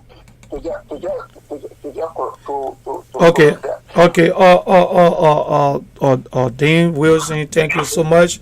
Obi, thank you so much for coming. Thank you so much for coming on the show. And Dean is our regular analyst we have. So whenever we're having a show, we always bring Dean in to give us his perspective on things. So call out those who are out there. If you're watching and you want to call in to weigh in, we're going to take a little break. We're going to take a 2 minutes break or a few seconds break, and we'll be right back. If we don't have no calls, and we're going to call it a day. So guys, just hold on tight, and let's take a quick break. We'll be right back.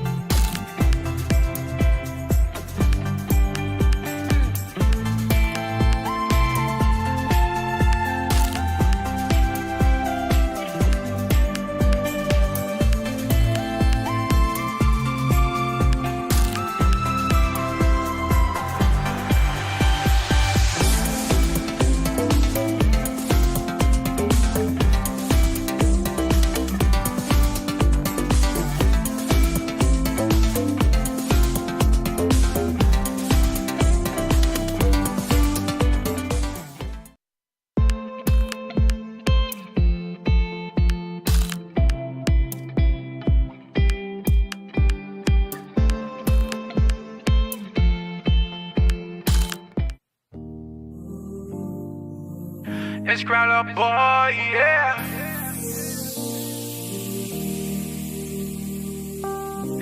I too happy you came my way. Soon on day bread like your face I wanna see. I just wanna be loved. Okay, call your name and where you calling from. I'm calling from Monrovia. Okay. Yeah, what's your take? Well, I've been listening to your show today. All I want me to move together because the signal is bad. Let me walk down. You can hear me good, sir? Yeah, we hear you. You guys can hear the guy, right? Lrtn and Yes, Hello? Okay. yes. Okay. Hello? Yeah, go ahead. Go ahead. Yeah, my name Pittman. Okay, Pittman, go ahead, I Pittman. live in Singapore right now in Lofa. Calling Okay, from this is Lofa. Pittman calling from Lofa. Okay, go ahead, Pittman. Yeah, I've been watching the show, listening to everybody.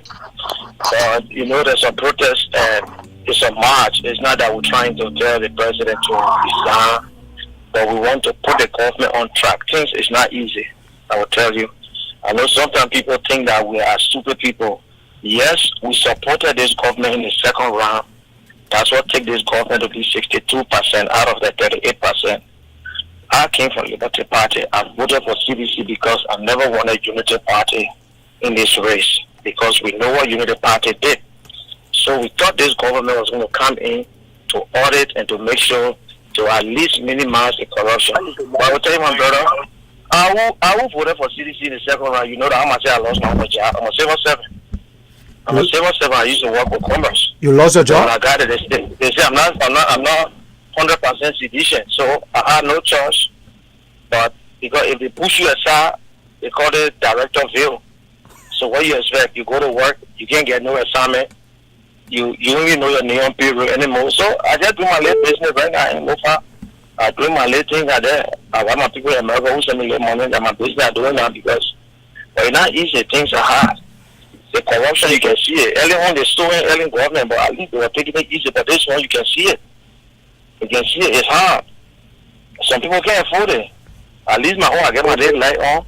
But right now, I call it. Hello, you can hear me because I see. Yeah. Oh, okay. We hearing you. Yeah. So the protest is not about anything. Nobody going to overthrow you. We'll give the president the 6 years that he wants. But we want him to just get on the right track. That's all we want. It's not the protest. Is not. They're all right now. All right. The people say that the Constitution, the Constitution is not for one person. It's for everybody, all Liberians. Article 1 of that Constitution. That's my right to protest. Okay. That's my right to call the government to correct the government if government is not doing it right. So you're going to go to protest? You in Lofa? You say you're in Lofa right now? I will be there. I'll come down tomorrow. I will be there. It's a peaceful protest. Look. Okay. We're not afraid anymore. Charles Taylor, who had a gun, when the time reached, the people say, "Papa, go." The same people who say, "You vote, you came on power." But at the end of the day, they say, "Papa, you must go." Charles Doe, the late Doe. You remember 1989, the protest? All the way they said Doe had a gun. All the people got in the street. So protest, government can't win protest. The only thing government is to protect the citizens protect the citizens when they're protesting. That's all. We pray that nobody going to steal, nobody going to break. So the police, they need to be there. But if they say they won't start with people in the street, they won't do this, then you know that a human right abuse. Because it will be live on Facebook. Well, it can be two persons self. So I know some people are afraid to go protest. Some people scared. It's not that they don't want to protest, but some people scared. Some people in the corner, they won't go. You know, like people too afraid. My people, the people are afraid. Who like people very, very afraid when it comes to this kind of people. Once in the corner, be talking. It's not the people that work in the government. That's the thing. Someone on tape, so going tape, yeah, you not see that one before. 30 minutes on tape, so I'm just mentioning tape, yeah. So what we do now? We voted for the president. I know some people want to laugh, they can laugh. We voted for the president because we don't want that city. If a different party, okay, but we don't want the United Party to go against anything. So we say, well, I think the president will do this. We'll listen to the crowd, the Liberian people, but we will see the simple in the government again. We see the simple work in the government. The people with Ellen Johnson working in the government. What we do? We made the poor president put against us now, so that king will get, or that king or princess or all the people. We know that castle. We know. Certainly. Okay. All right. Thank you, caller. Thank you for your. I'm walking here now. We're just walking about the grace of God. I can see some people who before I used to call them chief. I think because I guess one time they call me chief now. Okay. The government bring me a door here. So that my own pay. I voted for the government, but they took me for my own civil servant job. That's it. They say I'm 100% citizen. But all the time we're voting the second round, one of my friends arguments say, but when you're going to vote, you don't vote there, you still going to win. I say, I just look and say, you know what? Let me just leave it easy, yeah? I do my business. If I come down tomorrow, anything I want to do, I don't care. Okay. Thank you, caller. Thank you so much. Okay, thank you. Let me go to there. All right. Okay. Ove, You wanna talk on that, and I will come to Dean. You get your closing, and I'll come back to Dean. Yeah, man. My heart go out to him, man. That's the fight that I used to do in the CDC for which I got blackballed. You know, I literally saw the kids being ostracized for all the hard work they did. This guy spent his time for the party, campaign for the party. He was proud with that party. Hello? Yeah, listen to you. Everybody listening. Dean, you on there, right? Yeah, go ahead. He was proud with that party for almost 12 years. And now the party won. The next thing you know, they're kicking it out. Look, man, the thing is, it's so embarrassing. And Sedition will tell you that older you so advocate for, you know, it came a time, I was not even talking for myself anymore. I was talking for the kids, people like that. Yeah, hold on, Dean. Sedition will tell you, they will tell you that older used to come, challenge these people to to hire us. Because in a political party, you have to keep your support base. That's the first thing you want to keep. If you lose it, you're done. But what happens is that when you got 1 11, she want to tell you. She want to tell you, they're not voting for the party. All that time with the party, they're taking for the church and say, you're not going to vote, so we're going to win. You see that kind of talk? See, that kind of talk is that is a hurtful, ungrateful way of addressing your party. Okay? Even the director are here. Ask for more citizens than the one that win the government now. When we got to the government and what is starting it off, yeah, a lot of people are foreigners. They started calling us foreigners. So I understand exactly where he's coming from. I understand exactly where he's coming from. And I think he's doing his business now. You know, I think he got with me. I was saying something to improve his business. I was saying the people, get it for me. Okay, caller, if you're out there and you're listening and you hear what you heard what Obi said, you can call back. You can call us back and we'll be able to get it. Obi says he's going to give you $200 for you to be able to improve your business in Lofa County. We have a lot. The number of calls I get. I used to take my personal money. They just allowing the citizen anymore. I used to take my personal money and start paying their rent, paying their school fee. Why the government still running? But when I left the party, that's why I start doing that. That's why my money is to go to the kids. So we see when I post it to your Facebook, no citizen attacking me. That's why. Because they know what I do for the party, everyone will go to every one of us. Yeah. Okay? Here, my paycheck here, I'm retired for life. Okay, I'm not rich, but I ain't never gonna break again. So literally, my paycheck I go to the kids.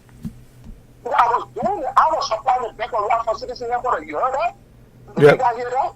I was feeding the party headquarters. Even when we are there, the men used to carry 1 cup of water for the children. When I fed the party headquarters for the first time, the condition I saw there, it was like a prison compound. So I said, no, my heart sunk. So I went to the guy who's the control general now, Janakowo. I said, go, I will start supplying food to feed these people, but you have to find people to cook it. He said, you sure? I said, I'm telling you. I said, I'll supply the meal, but you have to cook it. He said, supply. I started supplying it. I did that all the way up to the election until we have war. I don't want to supply now whole party of food. Regularly, Monday, was never late. Got to keep the children fed. I did that on my own. When we are calling himself millionaire, he never did that. I cooked to feed we are all that compound. I was there when we started cooking. I used to make sure the same food to him. They milk all that compound when you come from cattle baby. You see all the world are hungry. We have known that. We have no agenda for who. I used to send people to the beach, they raise fish in cups just to cook, so everybody can eat. So it took my time when people know that we're cooking them out of the whole party of food. So that when I left, people can't believe I left. I didn't leave because I didn't get a job, because they wanted to give me a job. I said no, because I just saw the condition, I saw the government, I said the government not work. I said the government not work. I even told some of my men I will not call that name here because I don't want to get fired. I told them, I said, well, the government not work. They said, oh, okay, you know, you all want to be in opposition. I said, no, I don't want to be in opposition. I said, the government now work. First of all, the people here in Plenty, they do not have the capability of doing anything significant for you, for this country. I said, that's how government operate. Government, you put the best people first. I'm not talking about me. I'm talking about people who have come in to bring some transformation to the country that we all can tag along in to learn from them. We have to have one of that. People like Adi we said, drop out from university as well, coming here or research analyst, agriculture, they have no agriculture degree. Can you believe that? All because you say Muya, see this people, that's it. You took another man say the agriculture director. He may have no agriculture degree. He doesn't even have a degree. And you say we are director of agriculture. What I mean about agriculture, I don't want to be this in the government because everybody is going to know me. And I know who they are. So they be very scared I will talk about that. I said I will say, I'm not talking about you. I will talk general like I'm talking about not for name. Moment you got a country. The ability for a country to heal itself is very important. So, like your house, we have ugly family, we have struggling family. We are rich with name mass for family. The agriculture, in fact, I told her I said the agriculture minister should be part of the national security apparatus. But it produces food. So you need a best mind in that place. Okay. Okay? That kind of thing will show people that argue with Senate. You say, because they say, Muya, just to sit and get paycheck. Because everything you guys do, and when I tell them, say, over the info, I say, I'm not info because they give me job, I tell you that. Okay. After the consumer commission, I turn that job down. That should tell you that I'm not doing for job. I just want the right to be done, and what you're doing is not right. So, okay. All right, Obi, we want to say thank you very much for coming on the show, and I'm going to give Dean the opportunity. Dean, you can give your we're hearing you clear. Can you give your closing remarks? Well, let me say this very spot. Okay. Every country or every country, the country takes on the personality of its leader. Okay. And that's something that has come to fruition, not only in Liberia, but all around the world. If you have a leader, and they are serious, and they are humble, and they do not steal, or will not encourage stealing, like the new guy in Ethiopia, the 41-year-old chap, what the guy in Sierra Leone is trying to do. So the country follow the leader. Yes. They take the image of the leader, the personality of the leader. Liberia continues to struggle in that department with Ellen and now George Weah. When the leader comes in, they're serious about reforms, zero tolerance to corruption. The people will become more and more in tune to what the leader is doing. And this is what we find ourselves today. On that note, we can only pray for a better Liberia. But what's been dished out to us does not look promising at all. That's all I can say.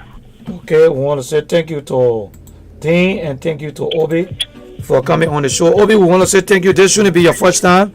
And I really appreciate the fact that you're always waiting to come because Dean is a regular analyst for us. Whenever we have something going, we always call Dean on the show to give his view, to get his view because he's very bright in certain areas.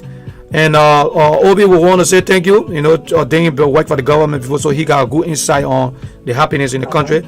And Obi, we want to say thank you for coming. We really appreciate it, and we hope this shouldn't be the first time. We will invite you here again next time. And I'm trying to see if I can put a group together, a team together, and when we get ourselves organized correctly, we will have a panel set up, and we'll probably have you on the panel. So thank you for coming, and thank you very much, Dean, for coming on. And the platform is yours as always. And enjoy your weekend, sir. Okay, the weather is nice out there. And Obi, thank you so much for coming on. All right, man. Thank you guys, man. Okay. And that's how we caught it. We want to say thank you to everybody for coming on. And this is the Liberian Radio and Television Network Live. We're going to be here on Monday with Mr. Pay for the health. And I'm also going to see if I can get Rose back in here. And George is going to come on. So, and we want to say shout out to our reporters in Liberia. Solo Konatev, who was here updating us on information, I think. And we're going to be on Monday and we're going to give you more information. Thank you for coming on. I'm trying to do the thing and not easy. I'm here because I'm replacing G-Man and Kanimo. who is the main man on the Carnival show. Well, Carnival has something going on, so I gotta sit there and feel it. So bear with me as we keep giving you news, entertainment, sport, and everything. And like Carnival always say, see you when we see you.